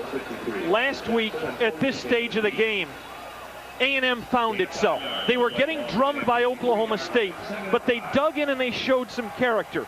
Tech has now got to start sending its defense signals for next week. It's got to start saying to itself, hey, all right, we went to A&M, we got shot up a little bit, but we can still move the football. 2nd down and 3. Flag. That's a double 2 flags. Motion. That's double motion against Texas Tech. They had a man coming in motion, and the back stepped up to catch the blocker. That's double motion against them. So the penalty against Tech just when they didn't need it. You know, this Aggie defense has been very good in this game, and they were very good in the entire second half against Oklahoma State. The Aggies in the second half allowed just 50 yards and 3 first downs. Now you can say, well, yeah, but the pressure was off. Oklahoma State pretty much had the game in hand, and that's true, but it has carried over. And offense, refuse, 3rd down. So it's 3rd down and 8. Somebody's got to go pick up the flag there. There we are. 27-yard line, 3rd and 9. Yeah, illegal shift, 2 men moving offensively after the set call. By the way, the Aggies last year allowed 158 points all year, and they allowed 102 points in the first 3 games this year. 3rd down, long, 8 or almost 9. McDowell in motion. Quick pass out to McDowell. Good block. He cuts inside to the 20. He's got the 1st down to the 10. 5. Touchdown, Thomas. Or Thurman, rather. Not Thomas. Thurman. Tyrone Thurman. We have seen in 4 years just the 2nd touchdown catch of little Ty Thurman's career. And he had a good block by McDowell, and Thurman got the ball in the end zone after a good open field run. The one block sprung him, though, and Thurman then used his speed. Well, he had 2 big plays on that drive, and Tech is on the scoreboard. Segrist will try the extra point. Maybe. Well, yeah. He can't go for 30, so he might as well take one at a time, and it's good. So with 4 minutes and 39 seconds left here in period 3, our scoreboard reads Texas A&M 36, Texas Tech 7. The one touchdown that Texas Tech has registered so far. This is a very nice play. Watch the moves of 135-pound Tyrone Thurman. Saw that block earlier by McDowell when he came out of the backfield. He really set it up, and then Thurman used his moves to get it in.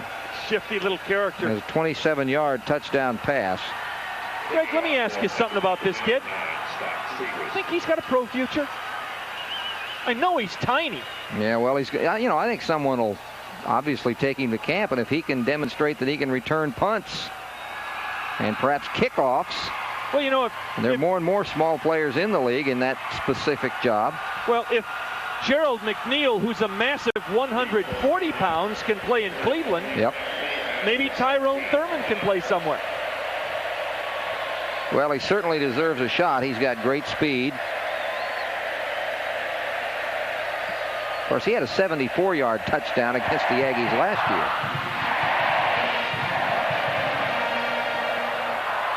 Harris at the 10. Used great speed. There was no wall of blockers at all. He was able to, and a flag's thrown again. 2 of them. Yeah, 2 of them. Harris on the tackle. There is a familiar sight, the yellow hanky. And they are definitely different penalties. One is on the Aggies for an illegal block around the 25.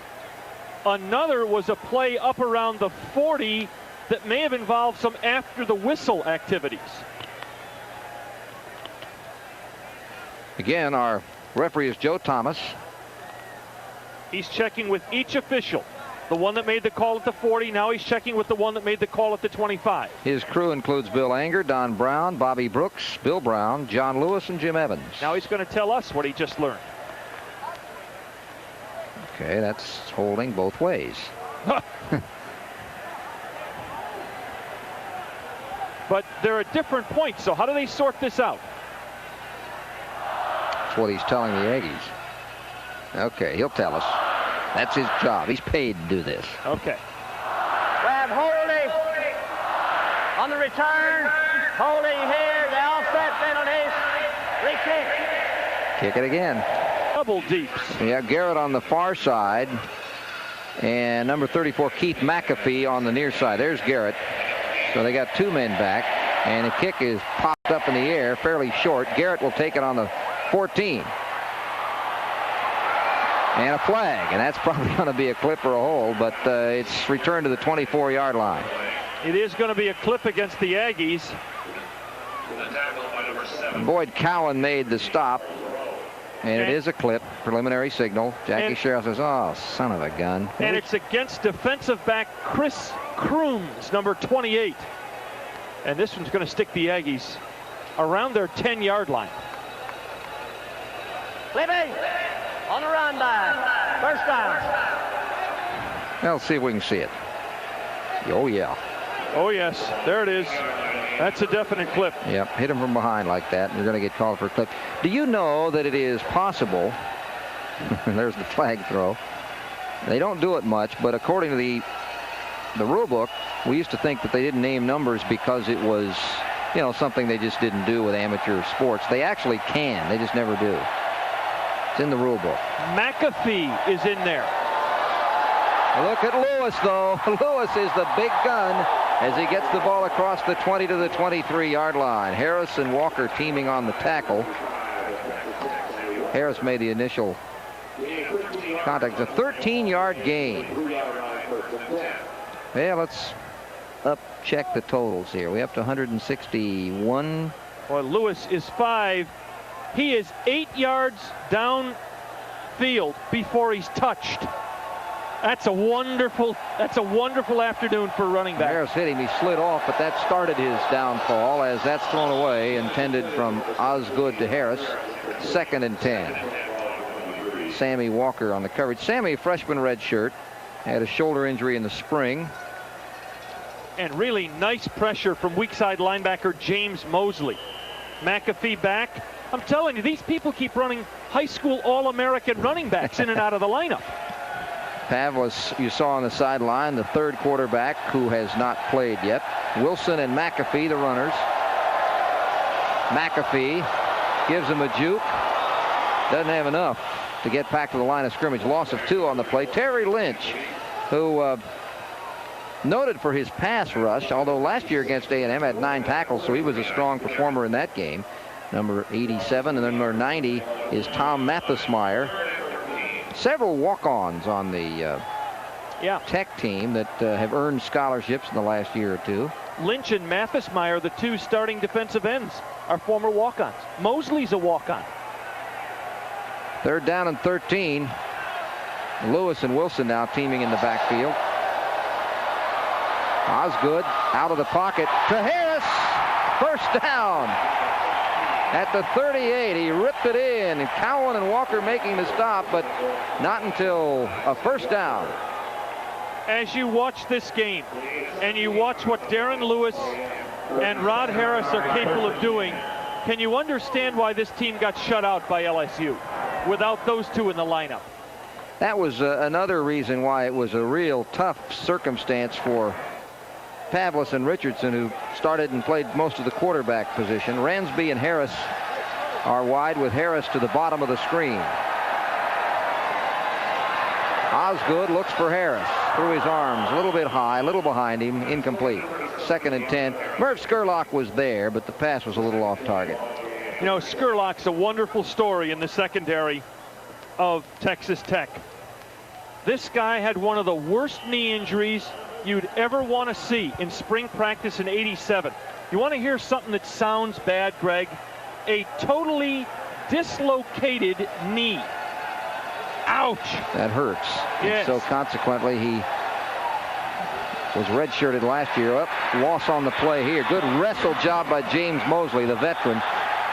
Little extracurricular activity. Mosley nearly 27 years old. He's a 3-year military veteran before coming to Tech from St. Matthews, South Carolina. Just moved over to the linebacker spot this year after a defensive end earlier in his career. 2 minutes and 25 seconds and ticking in the 3rd quarter. You see the score, 36-7 Aggies. Harris and Oliver are in the wide spots. Coming down low is Ransby also in. So Ransby and Harris at the bottom of the screen. Osgood, the quarterback. A lot of time. Faked. Dropped it. What happened here? It came right out of his hand. Incomplete pass. Fake me out. The ball just slipped right out. You know, 4th down. If Osgood he's had only really one problem the last 2 weeks. The ball tends to squirt out of his hands at times. It's happened in handoffs and snaps. It's slipped out of his hands a couple times passing the ball.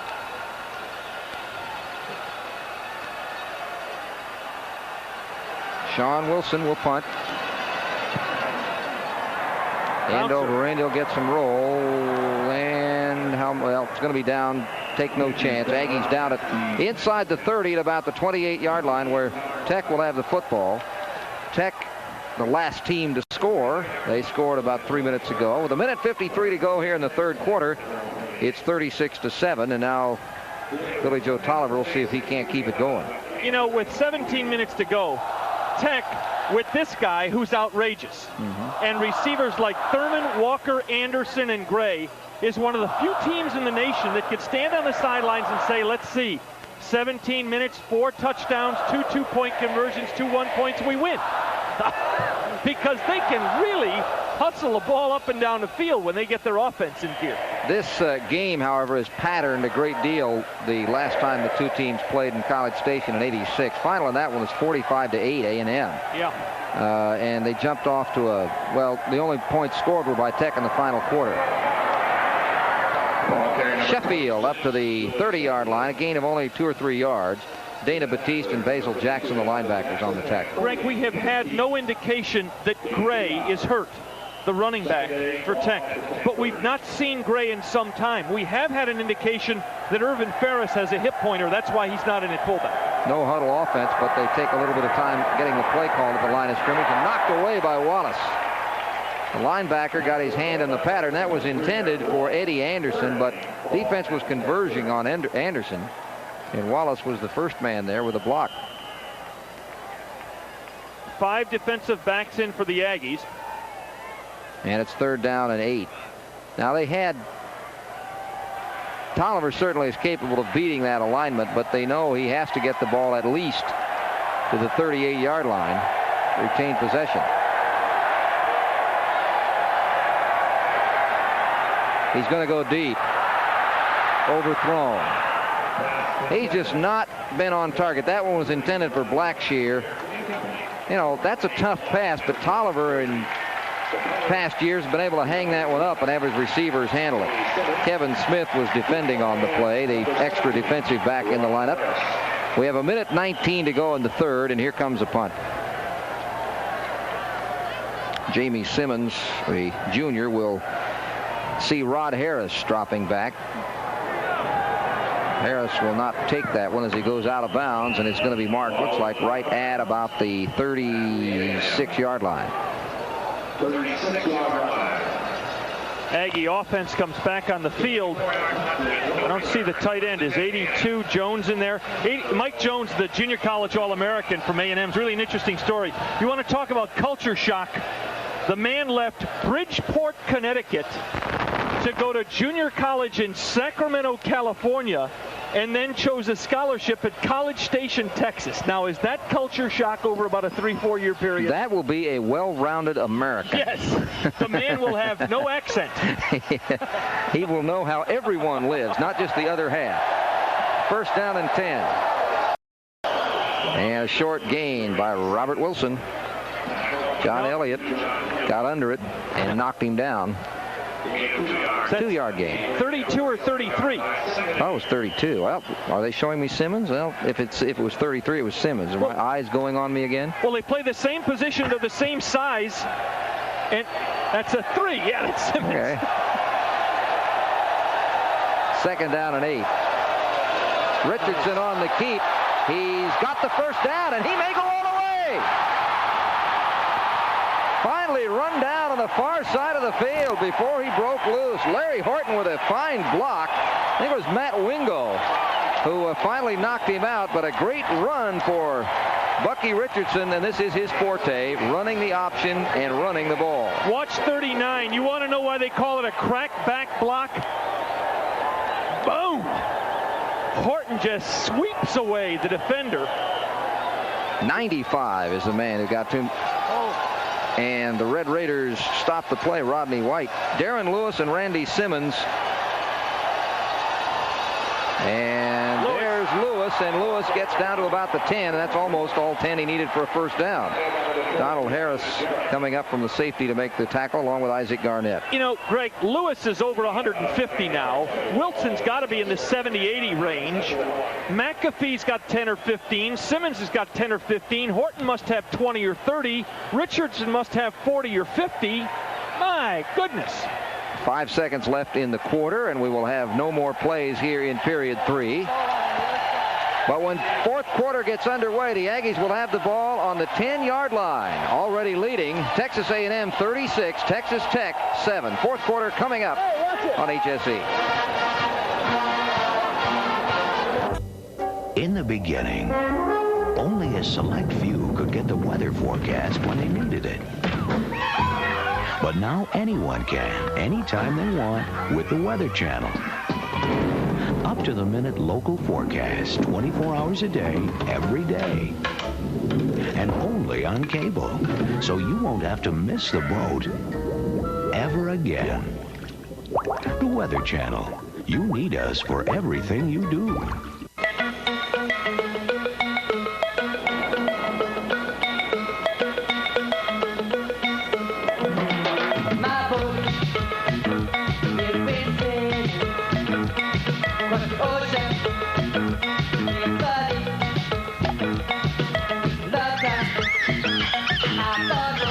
Trash over the side means trash on the beaches. And my friend Lucky's tired of it. So, hey, don't mess with Texas beaches. The A&E Cable Network can take you to worlds beyond, worlds forgotten, worlds of beauty, complexity, and danger. There is nothing so captivating as new ideas, and no better place to find them than in A&E's award-winning documentaries. From the mysteries of nature to the causes of war, enter a world of limitless horizons. For first-rate, first-run comedy, drama, documentaries, and the performing arts, look no further than A&E.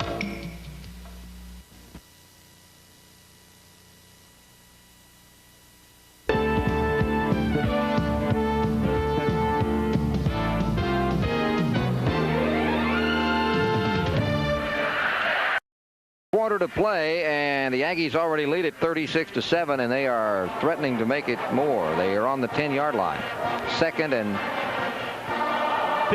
inch. The Aggie trainer, as he was leaving the field, noticed the official standing there. He said, "Would you like a drink?" And the official said, "Yeah, thanks." So they ran over, toweled off the official a little bit. Listen to the rushing in this game. Lewis, 157 yards. Wilson, 71. Horton, 30. Simmons, 17. And Richardson, 58. Wow. We're talking right at 325 yards rushing from those five people right now. And you get a feeling that you're going to see more of the same in the fourth quarter, don't you, Greg? With a big lead they have, it is second down and about an inch. Lewis down at the 1. 9-yard pickup, first and goal. So just check off 9 more. Lewis up to 25 carries for 166 yards in the game. Wally Hartley with a fine block, and now they'll bring in the extra tight end. That's number 86, Brian Ross, and they'll run him at that H-back blocking position. In effect, what you've got in this lineup is 8 blockers, 2 runners, and a quarterback. Well, no, they won't. They've actually got him up on the line. They have a regular I formation, but that is what they've used quite often on short yardage. Lewis, touchdown, A&M.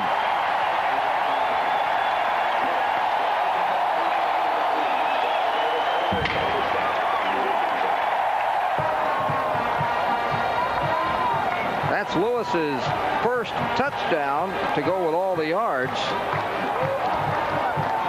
We'll try the kick.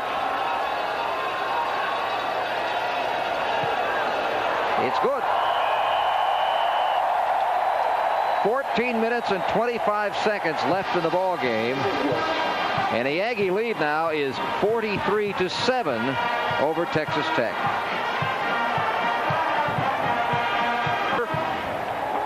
Tail over tea kettle. Remember, Lewis, his career high rushing in a game, 194 yards. And that's certainly within reach with a whole quarter to play, even figuring that sooner or later there'll be a lot of different people in the game. He only needs a couple of good runs to equal that. You know, I don't know if I'd want to be the Aggies' next opponent because they're roaring right now. But equally, I don't know if I'd want to be Tech's next opponent. This is a good team that's been embarrassed. Well, of course, the Aggies' next opponent is Houston. Prize teams in the Southwest Conference early. They will be playing that game in Houston. Of course, the Aggies always draw well in Houston, but now with the significance of the game, you want to try to be there. But if you can't be there, be with us on HSE for the replay next Saturday night. Another short kickoff will not be returned, just down at about the 29-yard line. And Hawkington is the man who gets that ball. He's been very busy. He's returned, well, he's received a couple of kickoffs. He hasn't returned them, but he's received a couple. And first down for Texas Tech. Here, if you're Tech, you start wondering, Tolliver's a senior. You got to start finding a backup quarterback to move up to #1 next year. Somewhere in here, you think of bringing your backup quarterback and letting him get some experience. McDowell in motion, and he's going to try to set the block, but this time didn't get it done. That was on the other side of the field from the touchdown play earlier. Gary Jones got past the block. Last time, McDowell went to the other side of the field, set the block. Thurman caught the ball and motored in for the score. This time, he couldn't hit the block. And it was only about a 3-yard gain. Second down and 7.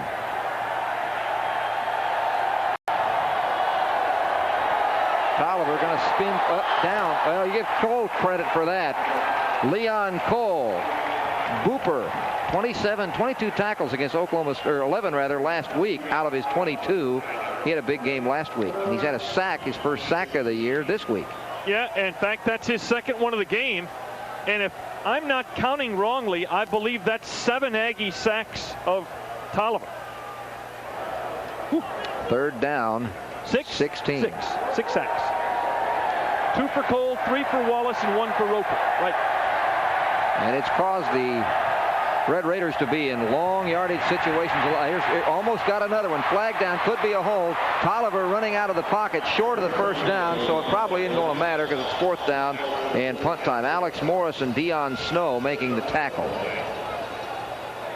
And if the penalty is as expected against Tech, it would be 4th and about 5, and it's holding. Yep. But it's not against Tech. It's against the Aggies. Ooh. Interesting call there. That flag for holding was thrown 5 yards deep in the Tech offensive backfield, which is really a strange play. I'm not second-guessing the call. You can hold back there. It's just you almost never see flags for defensive holding in the offensive backfield. Because generally the only thing you're holding back there is the other team's quarterback. Which is perfectly legal. Yeah, they're talking it over. Tolliver is being told how many yards he gets, which isn't enough, but he gets the down back. Tolliver looked like he was saying to Joe Thomas, you got any play calls for me? The heck with his penalty stuff. Holding. Defense. Still 3rd down. If they'd taken the play, which gained them just a little bit more, not much. Actually, there wasn't much of a difference. It would have been 4th down. And so now it's 3rd down, and they've gotten still about 5 to go. I'm a little mystified by the penalty yardage that was just walked off. It was marched off either 8 yards from the spot or 4.5 yards from the line of scrimmage. Gonna have to get the book out. They may have new penalties they've thrown in on us. All right, 3rd down, almost 6.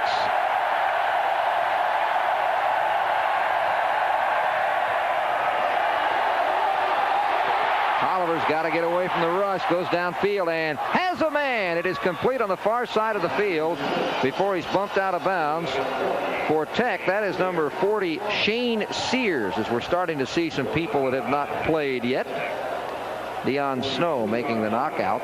Here's Ravage Roper, who's been in Tolliver's face all day. Takes the inside route, spin move. Whoa.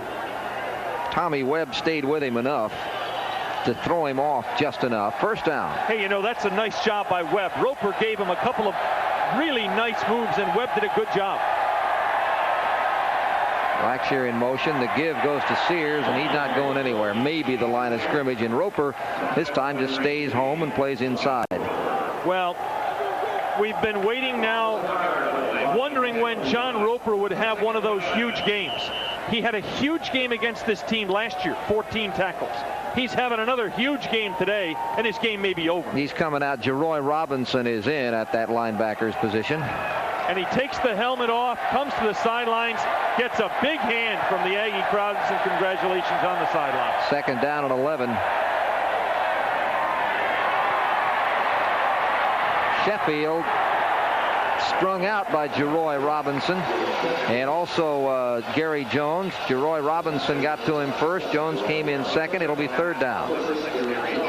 Tech has rushed the ball 25 times for 19 yards. And that isn't going to win you many football games. Don't win you any football game. Travis Price brings the play in from Spike Dykes. Price, you might remember, was a backup quarterback on this team. The third-team quarterback in 1985, now a wide receiver. Missed most of last year with a hamstring and was granted a redshirt season. That's what this is. Again, not close. It was intended for Price, and Billy Joe just fired it high. Chris Coombs put some pressure on, kind of a safety blitz, and it's fourth down. And the 63,000 plus who showed up at Kyle Field today have gotten what they came for. An erasure of some of that embarrassment. Whoa! Made it. And they got the first down. You should have watched the punter, because Simmons can carry it on the fake very well. Now look at Simmons. He makes it look like, oh, it's over my head. Watch Simmons with the fake like the snap's high. And he's running back to pick it up. Hey, I tell you what, it's a good acting job. It sure was. First down. And there's the man who liked that. John Roper is back in. Back in. Game's not over, John. Isaac Garrett, who is normally a lineman, and who carried it on that fake. It's 1st and 10. Oliver out of the pocket is sacked again, this time by Booper Cole. Leon Cole with his 3rd sack of the game. That is sack number 7, and the negative yardage from sacks now goes to 71 yards lost on 7 sacks. And so many of them have happened on first down. Either no gain on the run or this on the pass. One of Tolliver's weaker points of his game is he doesn't have much foot speed. No. He's got a fine arm, throws the ball well, and when protected does a good job, but he isn't much of a scrambler. Draw play, Sheffield. And he's dropped. First man to get to him was linebacker Joe Johnson with help from Basil Jackson. Joe back up in behind Dana Batiste. Here comes the first team back in. He was a high school teammate of Alonzo Highsmith. There's Spike Dykes. Morris back into the Aggie defense. Roper back in. Now we got 6 defensive backs in the game. Let's see. I think they expect a pass, Norm. I think they're right. Here's the pass. Intercepted. Intercepted. That's Chris Coombs, and he lost the 45 to about the 43-yard line. Coombs, the freshman redshirt from Baytown Lee, on the tip. And of course, when you're a quarterback and you see your ball tip, your heart goes into your throat, because those get intercepted. Tell you what, for poor Billy Joe Tolliver, there's no room around his throat. The Aggies have had that area staked out all day. This has not been a banner game for Tolliver.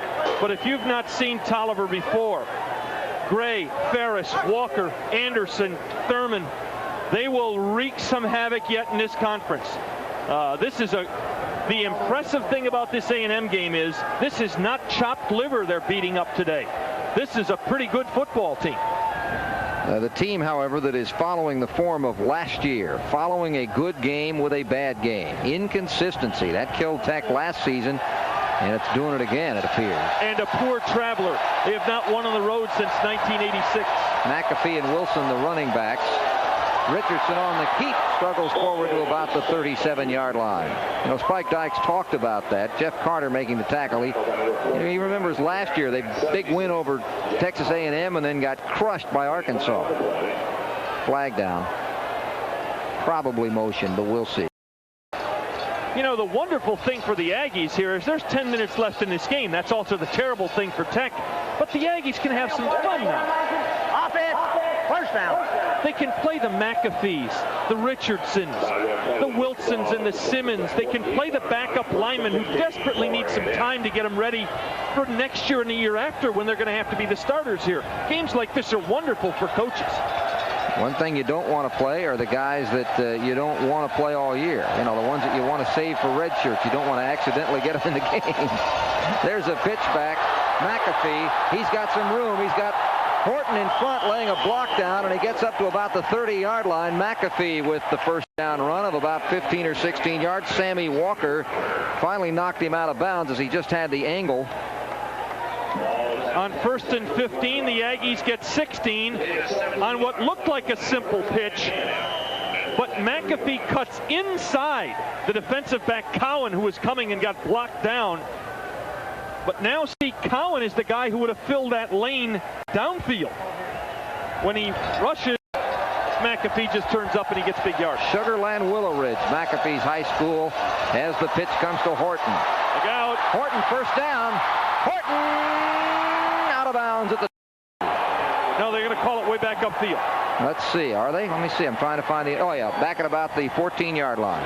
The official right on the goal line was calling him out, but he'd already gone out of bounds. Keith McAfee with a good block helped spring him, and I think that fella's got problems. Yeah, I think that camera's through shooting for the day. Ooh. Look at Horton get around. What a block by McAfee. Yeah, McAfee's block, and then right there, he's out of bounds. Now watch Horton take care of some cable here. Oh, there goes the ENG unit. The highlights are finished. Well, a game 43-7. He doesn't need to shoot anymore. Right up the middle down to the 9-yard line. Horton. Matt Wingo out of Pasadena Dobie with the...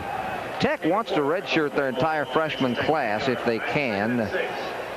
You know, that's an ideal that a lot of teams have. You know, the only Tech freshman that might play this year, guy with a terrific name. He's 6'4", 305 pounds, and his name is Biggers.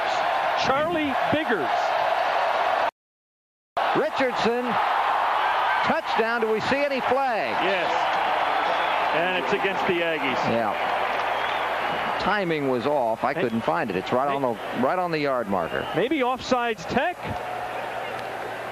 There certainly was some motion in the line. Jackie Sherrill says, touchdown. Touchdown. Offside. Defense. And he was right. That's why he's the coach.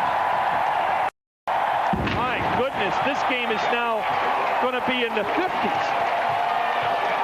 Wow. Well, that it's going to reach 50 is maybe not terribly surprising. You kind of thought Tech would have scored more than they have, though.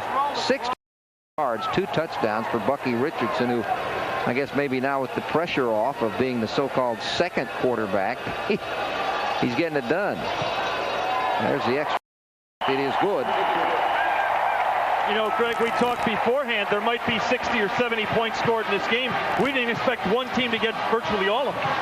So at the scoreboard check, we see the Aggies have jumped to a 50-7 lead with the clock reading 8 minutes and 40 seconds in the ball game, and we'll be back in just a moment.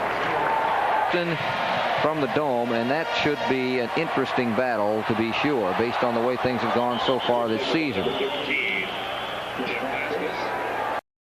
Is tackled by Gary Sorbell, and the Red Raiders will have the football for the first time.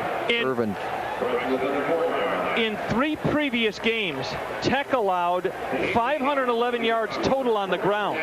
With over 8 minutes to go in this one, they've allowed 388 to the top 6 Aggie rushers. Quarterback change now for Tech. Several changes. We'll catch them here in a moment. First of all, with the carry for Texas Tech was Anthony Lynn. The quarterback is now Jamie Gill. Basil Jackson with the tackle. And let's see what else. I'm sure there's several changes on the line, too. We see Webb in there. We see, well, not so many changes on the line, but the backfield. Anderson is out wide. There's Gill on the option plays. He cuts inside, runs into, wow, bang, bang, bang. Big number 99 Joe Johnson and Chris Coombs teaming on the tackle as Gill out of Hurst Bell is initiated. Played for Tim Edwards. Remember the guy that was one of the finalists for the SMU coaching job? He's coaching it. L.D. Bell. Gill got past the first man, but not Mr. Johnson and Mr. Coombs. 3rd down and 5. Trips right. Now motion balances the offense. Up the middle, scooped up. Did he catch it or trap it? Nope, did not catch it. It was bounced, according to the officials. Anthony McDowell says, wait a minute. But he doesn't. It's what they say that counts. And it's 4th down. Well, he's determined that he caught it, but tell you what, whether that ball hit the ground or not, that was a fabulous catch. Officially, it's simply time to punt with 4th down. I don't believe it. John Roper's on the punt block team for A&M. He's on the field again. There may have been some, flags tried to get the ball, didn't get it. There was nobody back to return it. They just wanted to block it. And it goes out of bounds. Okay, now I wonder about that a little bit more. You're ahead 50-7, 7:11 to go, and you just decide you're going to go after the kicker. I wonder if Jackie and Spike don't like each other. You know what, this is the kind of spot where you kind of figure somebody calls off the dogs. But you know, nobody called off the dogs on A&M, and again, Tech may be paying for the beatings that A&M has gotten to start this season. Offside. Well, both teams. That's interesting. Wow, that is an interesting line of scrimmage must have been crooked. I see what happened here. Greg, what happened there was A&M didn't really get their full punt receiving team on. They got caught with nobody back deep. It really wasn't a punt block. A&M just got caught thinking Tech was going to go for it. That would certainly make sense, because there was nobody back, and I didn't count players, but everyone was on the line of scrimmage. Now they've changed the call. Now it's not offsetting offsides. It's only offsides against the Aggies. There's our crowd here at Kyle Field, and it's the first opportunity for the fans here to see football. Let's see. I don't believe they have a night game scheduled now, so they'll save on the electric bill. With the Alabama game moved to December, unless they move, they may play that at night. They will for television. There's a short game, to say the least. Anthony Lynn, number 22. By the way, Alabama rallied today from being down 17 points and beat Kentucky 31-27. Meanwhile, TCU got slaughtered in the hills of Arkansas. Woo! That would have been an interesting battle, but it turned out to not be any more than this one. 50-7, Texas A&M. The Baylor-Houston game had some thrills and chills, of course. 2nd down and 10. Gill out of the pocket. McDowell 1st down, and finally banged out of bounds by Coombs, but a good game. Now what we've seen with Gill is his mobility. He threw that ball well, but he also was able to buy the extra time with the quicker feet. Youngster McDowell's looked pretty good at times in this game. Out of Killeen, Texas, just a freshman redshirt, and Gill also a freshman redshirt. Barely cleared the fingertips of Lafayette Turner. 6:27 to play. Thurman in motion. On the draw. Lynn. He's got room. And Lynn almost broke that one. Chris Coombs finally making the tackle. Lynn has shown some speed, too. That kid's going to be a fine player, that Anthony Lynn. Lots of people wanted him out of high school. He's from Salina, Texas. That's up around Frisco and Prosper and places like that. Frisco, the home of the Fighting Coons. The big city. 6'3", 205 pounds. So he's got some good size to go with the speed, and he's going to score it for 6. So they're dancing in the hometown as Lynn scores the touchdown. And that is his first of his career. He is big. He's got some nice speed. And were this club not blessed with the presence of Irvin Ferris and James Gray, Lynn would be getting a lot of playing time. But he's stuck behind Gray, who's a terrific player. Going for two. Gill. He's got room to run that in. A one-on-one. Does. Nice move by Gill as he was in a one-on-one situation. It was he, the goal line, and Alex Morris, and he knew he didn't have to get far, and he got far enough. So that makes the score 50-15. And before we have the kickoff, let us take a timeout. With 6 minutes and 3 seconds remaining in the ball game, the Aggies have it well in hand. We'll be back. Good afternoon. You imagine how many times these women have been kissed today? The lips are chapped. Do 2-point conversions and extra points count? I think that there are guys down there that anything count. They count first down. I'm telling you, 50 points constitutes a 3-hour makeout when you really come right down to it, doesn't it? Yeah, what you do here is you get a girl who doesn't know anything about football, and you tell her your own rules. Oh, that's a score. And the short kick is going to be recovered by the Aggies, and they have a chance to score some more. Shane Garrett stopped on that one. This series began in 1927. The Aggies lead at 25-20-1, but the Raiders a slight edge in Southwest Conference encounters, 15-12-1, and Tech had an edge here, but that's going to be even after this game. It's going to be 8-8-1 at Kyle Field. You know, one of the problems for Jackie Sherrill is even if he wants to take the foot off the throat of an opponent, it's hard. He's so deep in his skill positions. Yeah, but all he can do is with play calls. He can't do it with players. He's got great players, and I think that's just another one. McAfee, as he loses his helmet, but gains the yardage. Boyd Cowan. And Dal Watson. Dal Watson is an Odessa Permian vet who plays linebacker for Tech. Considered an overachiever, just one of these tough, gritty, hard-nosed kids. Coming down wide to the left is Cornelius Patterson now, number 14. The pitch back to McAfee is fumbled, and I think, did he get to it? I think he got to it. By the way, Tech is going to feel very badly about giving up 50 points today, but they're not even close to the worst defenses in America today. Wisconsin's yielded 62 to Michigan, and the game isn't over. And New Mexico's yielded 63 to Air Force, and that game isn't over. Boy, McAfee does a nice job hustling back on that, doesn't he? New Mexico has a few problems. Third down and 14.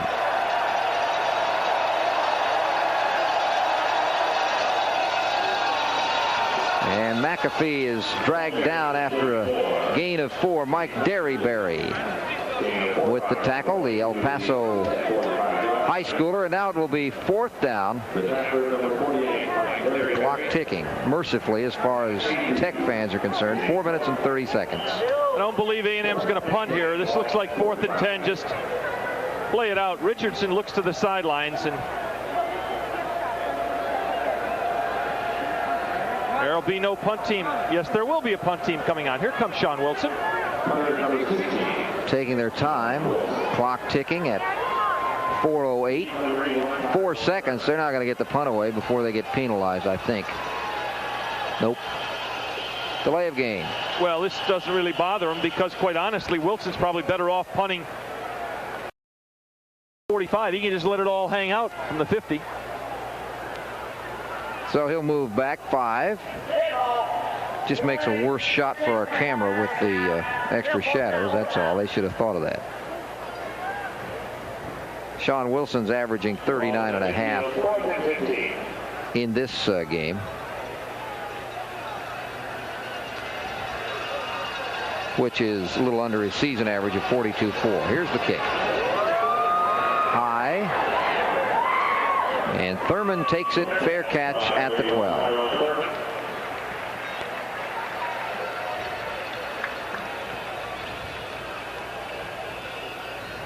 And there you take a look at, again, some more of the fans. This game has been lacking in drama after the Aggies took charge in the first quarter. They led just 7-0 after 1, but it was 22-0 at half, and nothing really changed in the second half. Texas Tech has scored a couple of touchdowns, but not pressure touchdowns. Gill stays in at quarterback. Jamie 6'2", 200 pounds. And he wants to use his time wisely here. He has engineered a touchdown drive.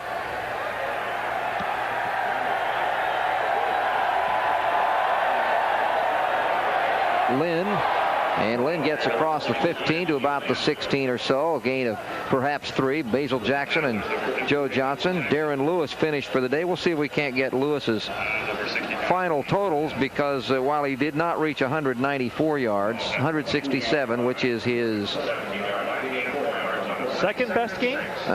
It's 1 yard less than last week. 168 last week. No, 177 they're saying. Okay, so that's 177, so that is his second best game. Yep, 168 last week. Lynn again. Flag.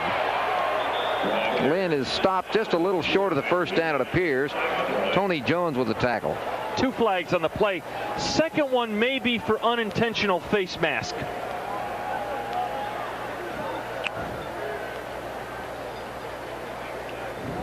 There's Joe Thomas again, coming over after conferring with his buddies.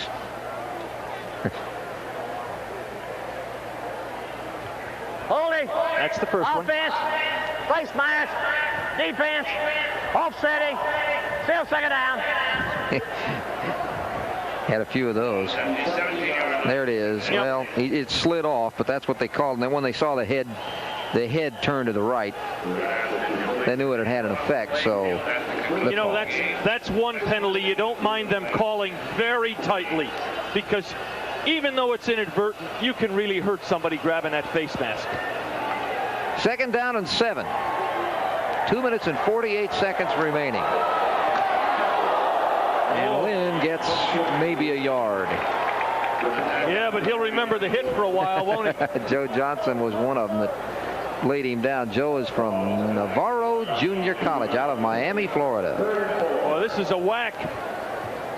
Bang. Hello, Anthony. Whoa, that's how they draw it up on the blackboard. Wrap your arms around the legs. Joe out of Miami, a high school teammate of Alonzo Highsmith, later of the University of Miami and now the Houston Oilers. It is a 3rd down and 5. Aggie crowd wants the ball back one more time. And a clock expires. And if you were listening, our field mic caught someone on the text side. Wasn't happy about it. Delay. Offense. 25-second count. 2:05 remaining. Aggies about to go 1-4, but more important, 1-0 in the Southwest Conference, and a convincing 1-0 in the Southwest Conference. Amen, brother.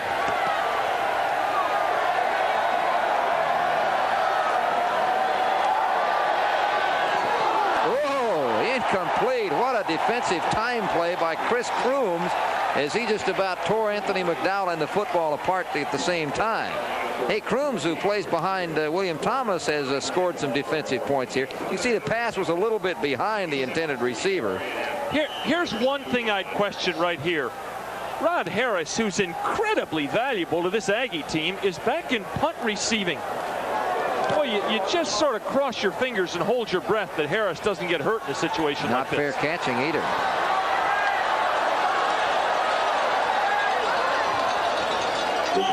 Well, that was a gentle tackle at about the 48-yard line. Boyd Cowan got him. Boyd, who had a key interception against A&M last year to kind of help wrap up that victory, has only been helping mop up defensively in this one. And we're going to get a new quarterback, Lance Pavlis, on for the Aggies.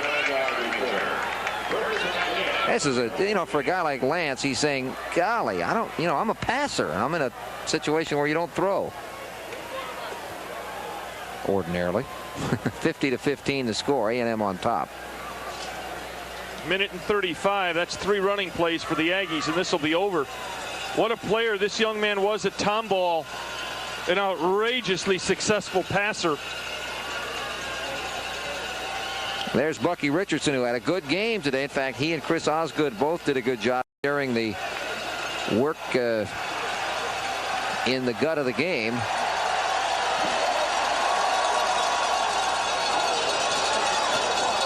McAfee as he gains about 6. Last year, Tech's win was against A&M was the only Southwest Conference defeat of the Aggies.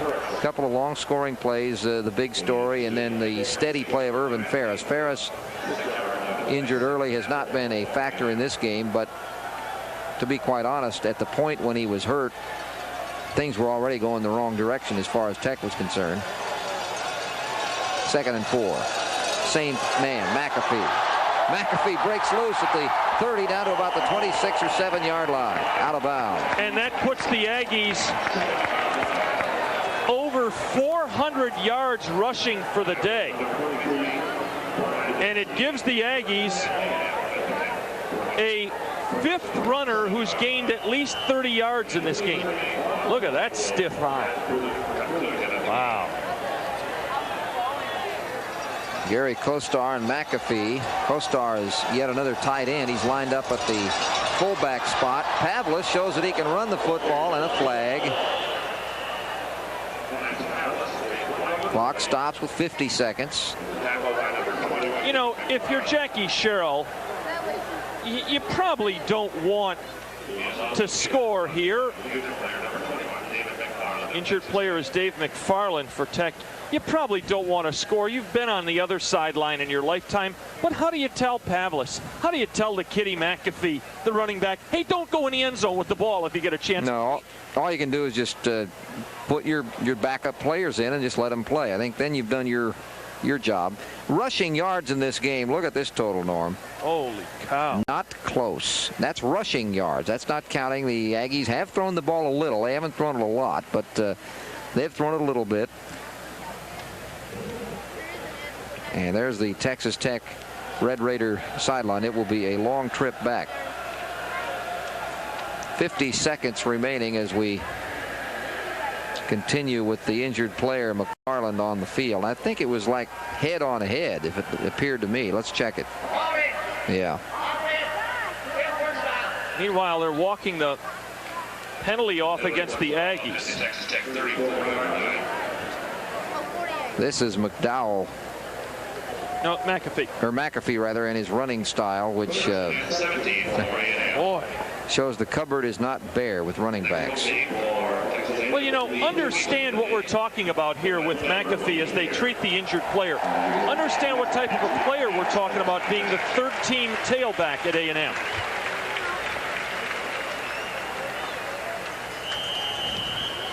McAfee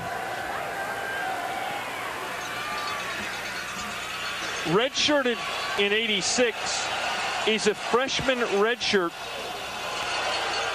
22 touchdowns his senior year. That time they were keying on him, and blocked by Kostar, couldn't spring him. Tim Eskew making the tackle. And the clock ticking at 25 seconds. And actually, with 20 seconds and 22, they do not have to get the play off if they don't want. Hey, when you're a third-teamer, you have to get the play off. Believe me. This is what you live for. Last play of the game. And they give it to Kostar. And Kostar gets across the 35-yard line as the clock winds down. Members of the Corps of Cadets race out onto the field as the two coaches will meet in midfield. Jackie Sherrill picking up his first win of the season. His record now at A&M goes to 1-3, and that is exactly the same record with Texas Tech. The big difference is Tech 1-1 in conference play, and Texas A&M now 1-0. The final score again, Texas A&M 50, Texas Tech 15. We'll be back with some final thoughts from Kyle Field in just a moment.